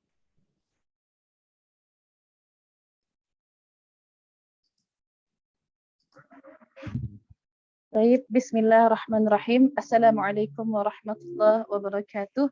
Ya Waalaikumsalam. wal ustadzah al-kiram. Ana Aprila Desnita wa ana min Padang, Sumatera Barat, Sumatera Al-Gharabiyah. أول شيء جزاكم الله أحسن الجزاء يا شيخنا الذي تعلمنا عن هذا العلم الكريم. عسى الله أن يجعلنا أهل القرآن أهل الله وحملة القرآن يا رب. اللهم آمين. آسفة يا شيخ، لي سؤالان. أول شيء، لقد عرفنا أن القرآن نزل على 7 أحرف أو نسمى بالقراءة، ثم أيضا أن في العرب يفرق لهجتهم وهل خلاف بين اللهجة والقراءة كما قلتم لنا يا شيخ أن واجب علينا أن نقرأ القرآن كما أنزل يعني باللهجة العربية. ثم ثاني شيء مثلا إذا رجل أو امرأة لا يستطيع لحفظ القرآن لأن كبره أو ضعف حفظه ولكن يفهم آية أو أكثر ثم يعمل به كما استطاع، وهل نستطيع أن نسمى هو حامل القرآن أيضا ولا لا يا شيخ؟ هذا سؤالان مني، جزاكم الله كثيرا جزاء على حسن اهتمامكم، والسلام عليكم ورحمة الله تعالى وبركاته. وعليكم السلام. السلام ورحمة الله وبركاته. تفضل يا شيخ. بارك الله فيك. طيب إن شاء الله لأن السؤال باللغة العربية سأعيده باللغة إندونيسيا أو ماليزيا. Apa beza di antara ahruf sab'ah, yani huruf 7 dan qiraat.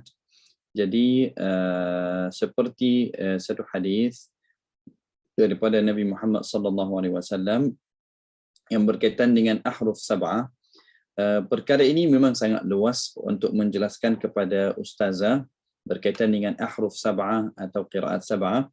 Jadi kesimpulannya Al-Quran ahruf sab'ah ini dia lebih luas daripada qiraat 10. Jadi qiraat 10 itu sebahagian daripada ahruf sab'ah. Dan ahruf sab'ah maknanya berbagai cara untuk bacaan Al-Quran dan dia ada kaitan dengan dasar qiraat itu 10 semua.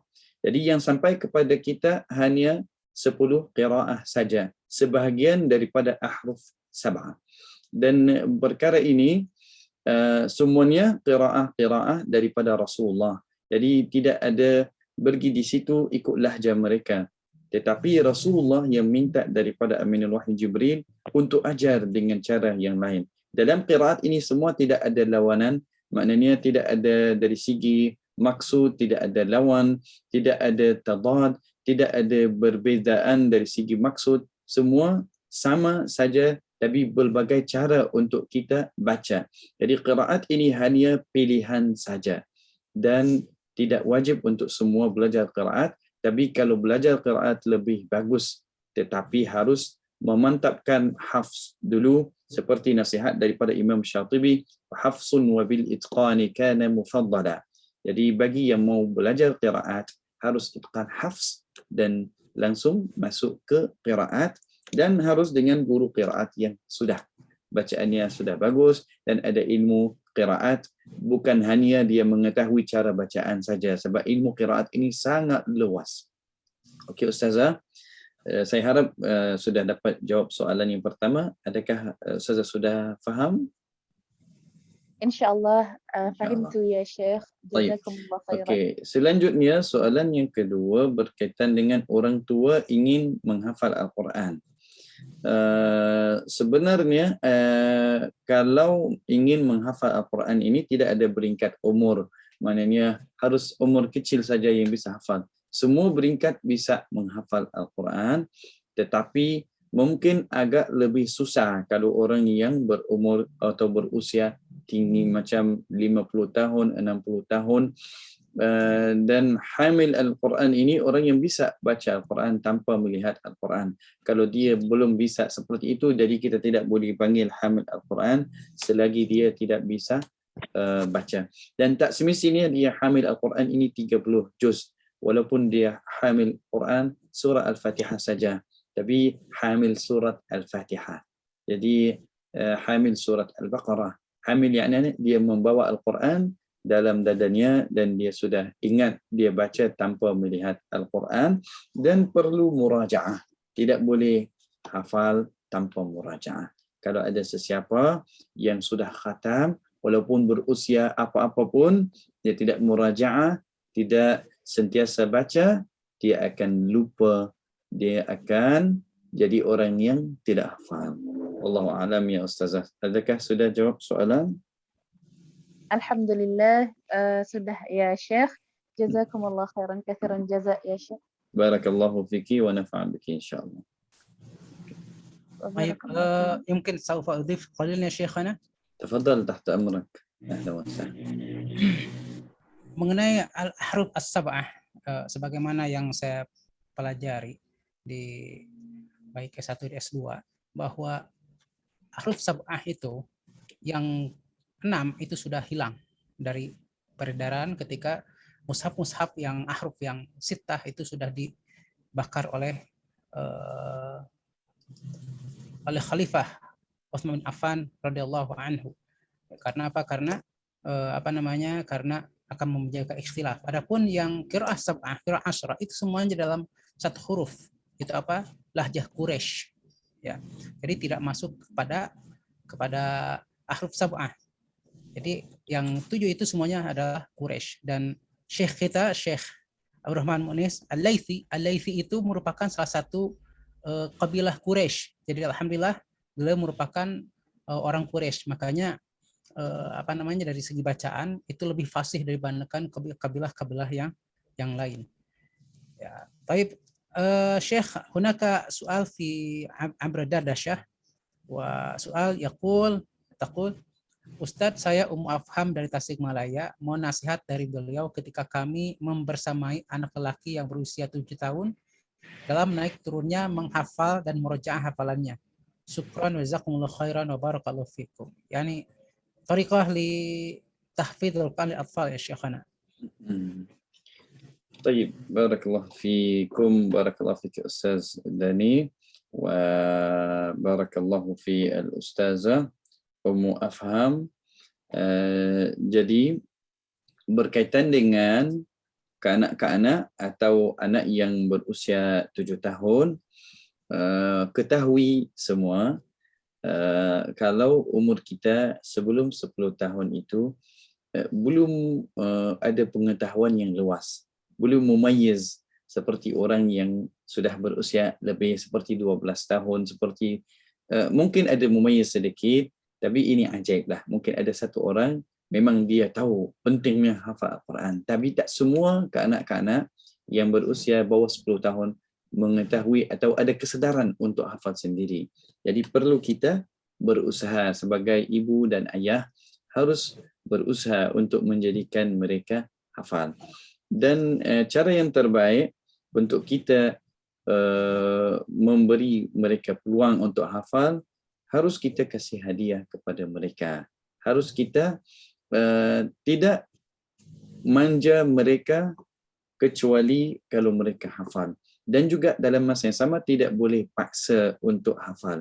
Harus kita menunjuk mereka sesuatu yang baik supaya mereka sendiri mau hafal. Mungkin mereka lihat teman-teman yang lain sudah hafal. Mungkin mereka mau pergi jalan-jalan. Jadi kita kata hafal dulu baru jalan. Mungkin mereka mau beli coklat. Jadi kita kata kepada mereka nanti kalau hafal boleh pergi beli coklat. Dan seumpamanya. Itu yang paling mudah untuk mereka hafal. Dan lebih afdal hafal dengan orang lain. Ya, bukan dengan ibunya saja. Harus ada syekh atau syekhah yang akan jaga mereka. Itu mungkin akan ada faedah dengan orang dan mungkin orang lain tidak ada faedah juga. Maknanya kita cuba mana cara yang sesuai. Kalau kita tidak dapat sendiri, kita kasih kepada orang lain untuk hafal bersama mereka. Jadi apabila saya berusia 3 tahun lebih, saya sudah mulai untuk hafal, tapi bukan dengan ibu saya saja. Jadi ada guru-guru yang lain juga, walaupun utamanya dengan ibu hanya jaga saja. Tapi guru-guru lain juga saya ada hafal sama syekh-syekh yang ada di Mesir dan itu terlalu banyaklah. Ustaz Dani sudah tahu memang terlalu banyak dan setiap kampung itu memang ada banyak syekh. Wallahu a'lam. Masya Allah, barakallahu fikum. Oh iya. Perlu antum ketahui bahwasanya keluarga Syekh Abdurrahman ini semuanya hafiz Quran ya. Ya Syekh. Alhamdulillah. Nah. Semuanya hafiz Quran satu keluarga ya. Alhamdulillah. Baik, ada yang mau tanya yang lain? Fadhal. Oh iya, ada pertanyaan. Bismillah, jazakumullah khairan ya Syekh, Ustadzah, manakah yang lebih utama untuk kita dan juga usia anak-anak menghafal dulu atau belajar tajwid dulu? di sekitar saya banyak anak-anak dan orang dewasa yang semangat menghafal tetapi tajwidnya buruk. Masya Allah. Fadhal ya Syekh. Baik. Okey. Ada satu hikmah, faqidus syai' la yu'ti. Yang tidak memiliki sesuatu tidak boleh memberinya kepada orang lain. Yang tidak memiliki roti tidak boleh memberi roti kepada orang lain. Jadi harus ada roti dulu dan baru dia bisa kasih kepada orang lain. Jadi di sini anak berusia 3 tahun, 4 tahun, 5 tahun. Jadi siapa yang belajar? Anak itu atau guru? Gurunya harus belajar. Gurunya harus bacaannya mantap. Walaupun anak berusia 3 tahun, 4 tahun, 5 tahun baca, harus kita cuba maksimal bacaan mereka yang bagus. Maknanya bila mereka baca Alhamdulillahi Rabbil Alamin. Jadi kita cuba Alhamdu, baca seperti itu. Alhamdu, mungkin dia akan kurang sedikit. Alhamdu, satu hari dia akan dapat betul. Jadi kita tidak boleh ikut cara mereka. Kita harus cuba untuk tunjuk mereka cara yang betul. Sampai satu hari mereka sendiri yang akan terbiasa dengan bacaan yang bagus. Adakah mereka perlu belajar tajwid apa semua? Tidak perlu pada usia yang kecil, kecuali kalau orang yang pintar. Memang dia boleh terima kalau kita ajar, dia boleh tahu ini ikhfa, ini idgham. Jadi kita lebih kepada talqin. Kalau talqin tu orang di sini ingat talqin orang mati saja. Tapi tak, atau orang yang sudah mau mati talqin. Memang betul. Tapi talqin maknanya kita ajar mereka secara lisan kepada lisan. Mereka tidak tahu baca dalam Al-Quran, tapi mereka bisa baca dan bisa hafal dari ingatan mereka. Maknanya kita talqin mereka bacaan yang benar. Walaupun mereka tidak belajar tajwid lagi, sampai usia 12 tahun sangat sesuai untuk mereka mulai untuk mengetahui semua ikhfa, idgham. Tetapi dalam masa yang sama, kalau boleh terima dari sebelum usia itu, boleh juga ada orang yang belajar qiraat 10 dan usianya 10 tahun saja. Bukan tajwid saja, dia tahu qiraat, tahu semua. Tapi ini ajaib. Tidak banyak orang yang bisa seperti itu. Wallahu a'lam. Jazakallah khairan katsiran. Baik, bimunasabah talqin ya. Saya teringat anak bungsu saya Salman itu 4 hari bersama Hafsah di kamarnya. Tiba-tiba ketika ketemu kami bicara sudah ain semua.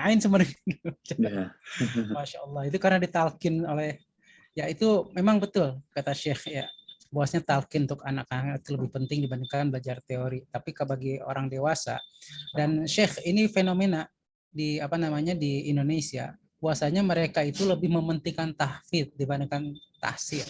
Bahkan ketika orang belajar tahsin pun langsung disuruh tahfidz. Sehingga apa? Sehingga akhirnya lama-lama orang bosan. Kenapa? Karena tahfidz dengan tahsin ketika disatukan tentu akan memakan waktu yang lama.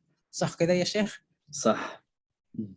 Validalik, oleh karena itu kita hendaknya dahulukan dulu tahsin, tajwid dulu Quran sampai 30 juz talaqi di hadapan seorang mujiz, lalu kemudian setelah itu baru dimulai dengan tahfidz. Hakata ya Syekh. Sahih.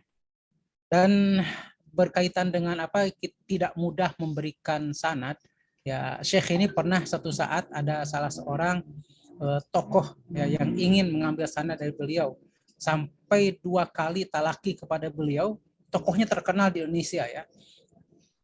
2 kali talaki kepada beliau, tapi beliau Syekh ini tidak mau memberikan sanad. Kenapa? Karena memang tidak masuk pada standar, ya tidak masuk pada standar untuk mendapatkan sanad. Akhirnya mungkin kecewa, pergi ke orang lain, dalam beberapa saat sudah dapat sanad.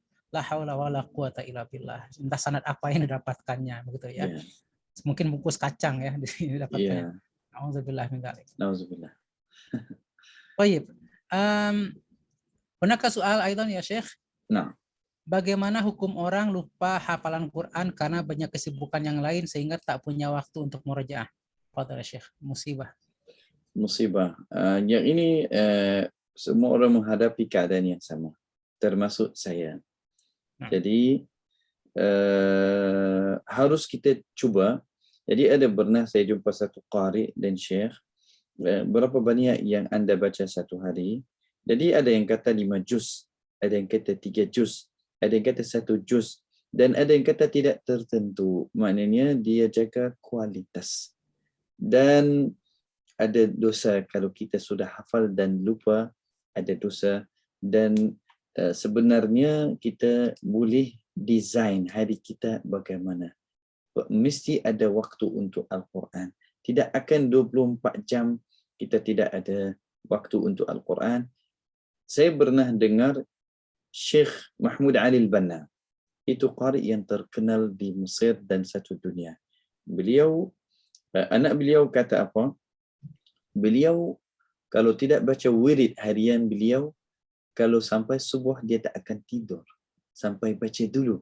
Mesti baca sebelum tidur wirid dia. Sebab beliau sangat sibuk pergi baca di sini, baca di sana, tetapi tetap baca. Saya pernah jumpa satu Syekh Yasir Al-Sharqawi. Mungkin Ustaz Dani kenal Syekh Yasir Al-Sharqawi, qari dari Mesir, terkenal qari radio dan TV. Jadi beliau hadir satu ceramah di Malaysia, di Kelantan, dan saya jumpa beliau. Saya kata, anda duduk di situ buat apa? Sudah lama, dekat 30 minit, tak faham apa-apa yang mereka sampai dari ceramah itu. Jadi beliau kata saya tidak ada masalah. Mereka mau cakap 1 jam atau 2 jam, saya tidak ada masalah. Saya sudah habis Ali Imran. Ketika mereka bicara ini, saya sudah habis Ali Imran dan sudah masuk An-Nisa. Jadi ini ya, maknanya beliau tak bosan. Orang tengah bicara bahasa lain, beliau tidak faham, beliau amalkan baca. Dan ada satu qari, mungkin ada yang kenal beliau, mungkin Syekh Abdullah Basfar atau qari dari Saudi, Imam Masjid Haram. Beliau kata, kalau beliau bawa mobil dari tempat ke tempat lain, beliau call isterinya untuk baca dengan isterinya. Mungkin dalam satu perjalanan beliau baca 3 juz, 2 juz, ikut keadaan. Sebab beliau takut salah kalau sedang bawa mobil, jadi ada kesalahan. Jadi beliau akan baca juga. Jadi tak ada masalah. Kita harus cari masa. Kita harus cuba. Dan insya-Allah Allah akan bagi kemudahan. Tidak ada alasan apa-apa. Wallahu a'lam. Jazakallah khairan wa barakallahu fiik wa nafa'allahu bihi ummah. Amin. Wah, ada pertanyaan lain atau sudah cukup sampai di sini? Mungkin kita cukupkan ini pertanyaan terakhir ya, insyaallah. 2 pertanyaan terakhir, Syekh. La bas, ma fi mushkilah. Saya tidak meragukan Syekh ini bisa bisa talaki sampai pagi ya, karena saya sudah merasakan sendiri selama di Mesir bagaimana talaki kepada beliau sampai subuh ya, sampai subuh, dan beliau setelah itu pergi lagi dan saya yang teler ya. Jadi kalau Antuna mau menantang beliau sampai subuh, insya Allah beliau sanggup ya. Afwan, jika boleh bertanya lagi, berikanlah nasihat tentang metode menghafal Al-Quran Syekh dan membagi antara murjaah dan hafalan baru. Fadhal ya Syekh. Baik, saya ada satu kaidah. Saya sudah buat kaidah itu dan memang kaidah itu sangat bagus dan sangat membantu. Sebentar saya akan buka kaidah itu untuk tunjuk semua. Di sini sebentar.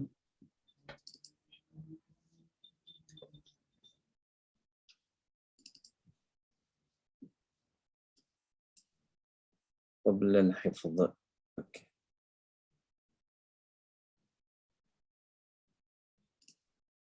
Oke. Ini qaidatul itqan. Itqan hifz al-Quran. Kalau kita sudah hafal hanya 25 saja. Mula-mula kita hafal 25% saja kita sudah hafal. Kalau kita bisa baca satu halaman tanpa melihat, kali yang pertama kita bukan sudah maksimal, masih 25 saja. Dan kalau kita ulang besok hari, kita sudah 50%. Dan kalau kita murajaah setiap macam setiap minggu atau setiap bulan, maknanya kita 75. Kalau kita berterusan, berlanjutan akan dapat maksimal. Jadi saya kasih contoh bagaimana. Kalau orang baca juz pertama, sudah hafal halaman 1, 2, 3 sampai wa ma kanu muhtadin. Sudah hafal sampai situ 25 saja. Besok sebelum mulai yang baru harus ulang kembali. Halaman 1, 2, 3 baru ambil halaman 4. Dan sudah habis sampai juz pertama semua sudah selesai. Jadi kita harus tetapkan ulangan yang tetap. Contoh, ulangan tetap 2 rubuk yang lama dan rubuk yang baru kita hafal dan yang kita akan hafal yang baru. Okey, sekali lagi. Kita sudah hafal 1 juz. Jadi kita harus tetapkan setiap hari berapa banyak kita akan baca dari juz itu. Mungkin 2 rubuk atau 3 rubuk atau 5 halaman atau 10 halaman setiap hari kita baca. Sudah habis 10, besok baca 10 yang lain. Sudah habis 20. Jadi lusa kita baca 10 yang pertama kembali. Baru kita sampai ke maksimal. Tapi kalau hafal 25 dan kita tidak ulang, kita akan undur kembali. Jadi kita akan pergi ke sini balik, kita akan pergi ke sini kembali, dan kita akan pergi ke situ. Seperti kita mula-mulai hafal. Dan bila kita tidak baca, kita akan pergi ke kosong. Tak ingat apa-apa. Okey. Jadi ini kaedah yang terbaik dan ini diamalkan di Mesir. Kalau ada orang pergi tahfiz atau harus tasmi' yang lama dulu, bukan tasmi' yang baru. Tasmi' yang lama, kalau ingat boleh tasmi' yang baru. Tak, kalau tidak ingat harus hafal kembali yang lama. Jadi hafalan ini sepanjang hidup. Tak ada orang hafal simpan. Saya sudah al-hafiz, masya-Allah, hafizahullah, al-hafiz, tapi tidak hafal, tidak ingat apa-apa. Wallahu a'lam. Masya-Allah, barakallahu fikum. Allah. Jadi saya ingat ya Teh, antum pernah menghadiri itu ya, yang apa namanya, yang wisuda tahfidz 1 bulan ya Syekh. Iya. Itu main-main Syekh ya, bukan hafalan itu 1 bulan ya. Tidak. Hafal sekali saja, scan macam scanner. Masya Allah. Jadi hafal tinggal. Syekhuna Syekh Aiman Rusdi Suwaid. Beliau mengatakan apa? Orang yang hafal Al-Quran tinggal seperti orang menanam pokok dan dia tinggal tak siram air kepada pokok tersebut. Hari ini tanam, besok tanam yang baru, lusa tanam yang baru, tapi pokok yang pertama sudah mati sebab dia tidak kasih air kepada pokok tersebut. Jadi murajaah itu kita siram air. Kalau tidak mau hafalan itu meninggal, harus ulang. Masya Allah, barakallahu fiik. Wallahu a'lam. Jadi kita harus ingat ya bahwasanya menghafal dalam sekian bulan itu sebenarnya menghafal tidak perlu ditarget, tapi menghafal itu sehafalnya Syekh ya, tidak perlu ditarget ya Syekh. Kualitas lebih bagus daripada kuantitas. Maknanya kita kalau hafal 10 juz saja dengan kualitas yang bagus, lebih bagus daripada orang hafal Al-Quran semua tapi tidak ingat. Masya Allah. Baik Syekh, ini pertanyaan terakhir untuk malam hari ini. Sedikit yang Anda pertanyakan tentang menghafal Al-Quran dengan makharijul huruf yang benar. Seseorang cerita kepada saya tentang anaknya, bagaimana kita dalam menerapkan tentang makharijul huruf tersebut kepada anak. Dan harapan hafalan anaknya lancar, sedangkan anak tersebut untuk mengeluarkan huruf tersebut tidak fasih dan masih dalam proses, namun di sekolahnya menerapkan agar hafalan juga banyak. Mohon nasihatnya. Hadhi musibah ya Syekh. Yani hunak barnamij fi المدرسة يعني زيادة الحفظ ولكن بدون مراجعة. لا بدون أي تحسين ini. بناء التحسين وبناء أي تصحيح في المخارج فما رأيكم يعني؟ هذه كارثة. ما معنى كارثة باللغة الإندونيسية؟ مصيبة كبيرة يعني. Bencana. Macam bencana, wallahu a'lam. Jadi kita harus pilihlah tempat yang bagus seperti Akademik Taj An-Nur yang berhati, yang cuba maksimal bacaan yang terbaik. Jadi itu sangat penting dan sangat amanah. Mungkin ada tempat lebih mahal tapi lebih bagus. Jadi kita jangan kedekut terhadap anak kita. Kita infak yang mana kita mampu supaya anak dapat pelajaran yang lebih bagus. Wallahu a'lam. Masya Allah, barakallahu fikum. Taib, akhwati rahmanakumullah. Kenapa? Syekh, bolehkah kita memberi hadiah yang terlalu sering itu bagus untuk kedepannya? Takutnya nanti akan melakukan. Yani hadiah mutakarrirah. Kaif ya Syekh? Kaif hadiah mutakarrirah? Kaif yani? يعني تخشى يعني نخشى لو كان نؤتي هدية متكررة فالطفل سوف يتكسل في الحفظ إلا بالهدية. نعم. ليس مشكلة. المهم هو يحفظ. نحن لنا هدف. ada hala ada tujuan. Jadi dia hafal dengan apa-apa kan. Asalkan dia suka dan dia mau hafal. Maknanya hadiah yang berbeda, nanti mau pergi jalan ke satu tempat seperti mau pergi zoo, mau pergi satu taman, mau jumpa teman atau kawan, jadi itu insya-Allah akan dia akan suka. Jadi kita bagi apa yang dia suka, bukan hadiah yang kita tentukan. Apa yang dia nak, tapi yang bagus, yang dia akan memberi, setelah itu dia akan hafal.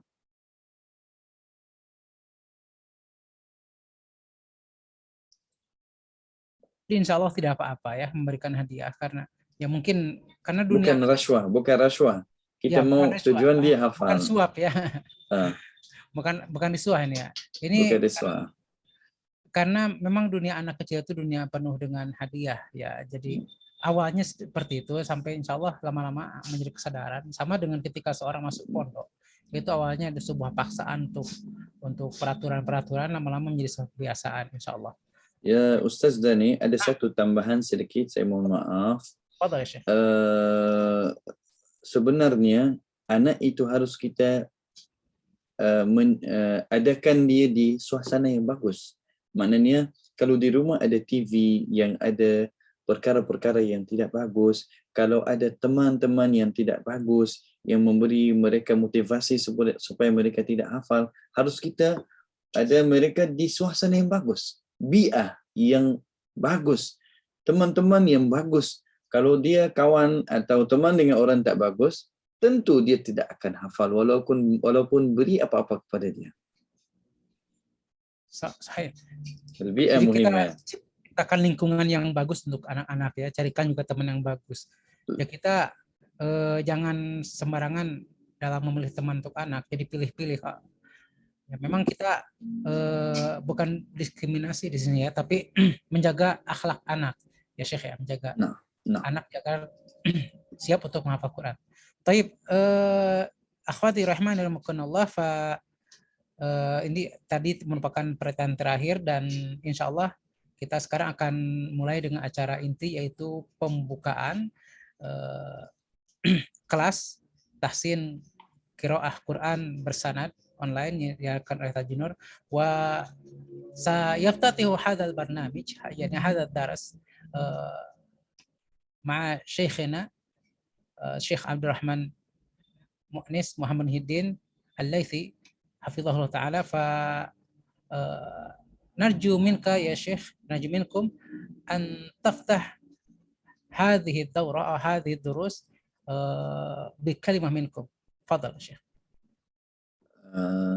يعني الكلمة نفتحها بسم الله إن شاء الله، وأسأل الله التوفيق والسداد والإخلاص في النية، فنفتحها ببسم الله.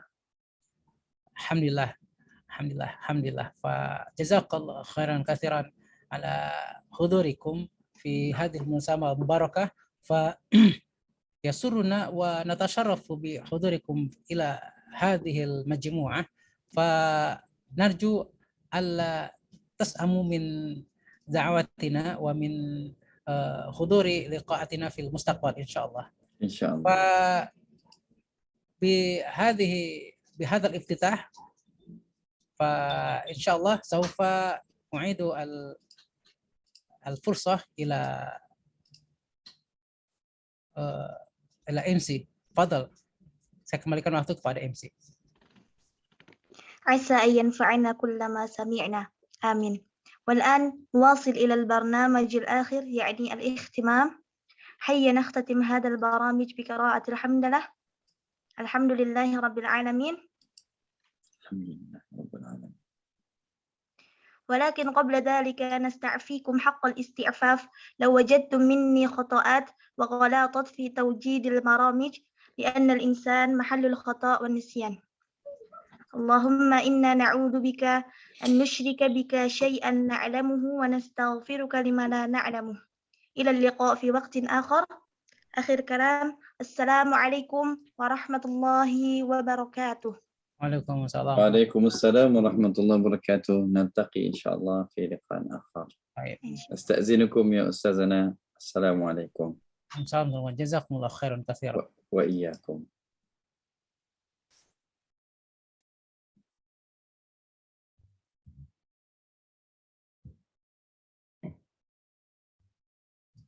Baik, semoga setiap apa yang kita dengar menjadi manfaat dan melangkah kepada acara yang terakhir yaitu penutup. Marilah kita tutup acara ini dengan membaca hamdalah bersama-sama. Alhamdulillahirabbil alamin.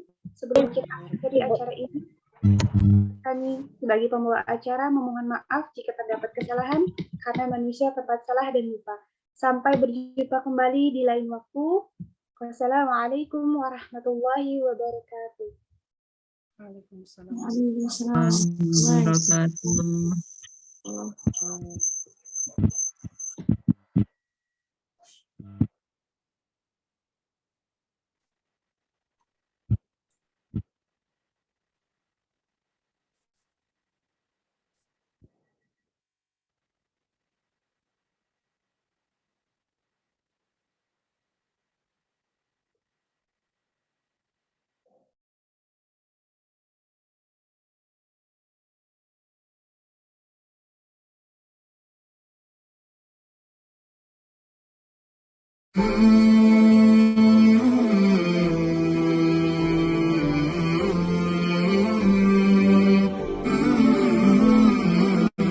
اقرأ ورتل واستهل باسمه اروي فؤادا هما في آياته كم جد ساع في سنين حياته حفظ الكتاب فشع نور مرامه فاليوم يرفل بالتمام فؤاده ويزيد حمدا للإله وفضله ربا جليلا لا تعد هباته سبحانه باللطف حاط بعبده لله ما أندى الحياة بذكره ولكم تطيب وتزداهي بعطائه أولى وأسدى بالفضائل حسنها فربت قلوبا بالكتاب وآيه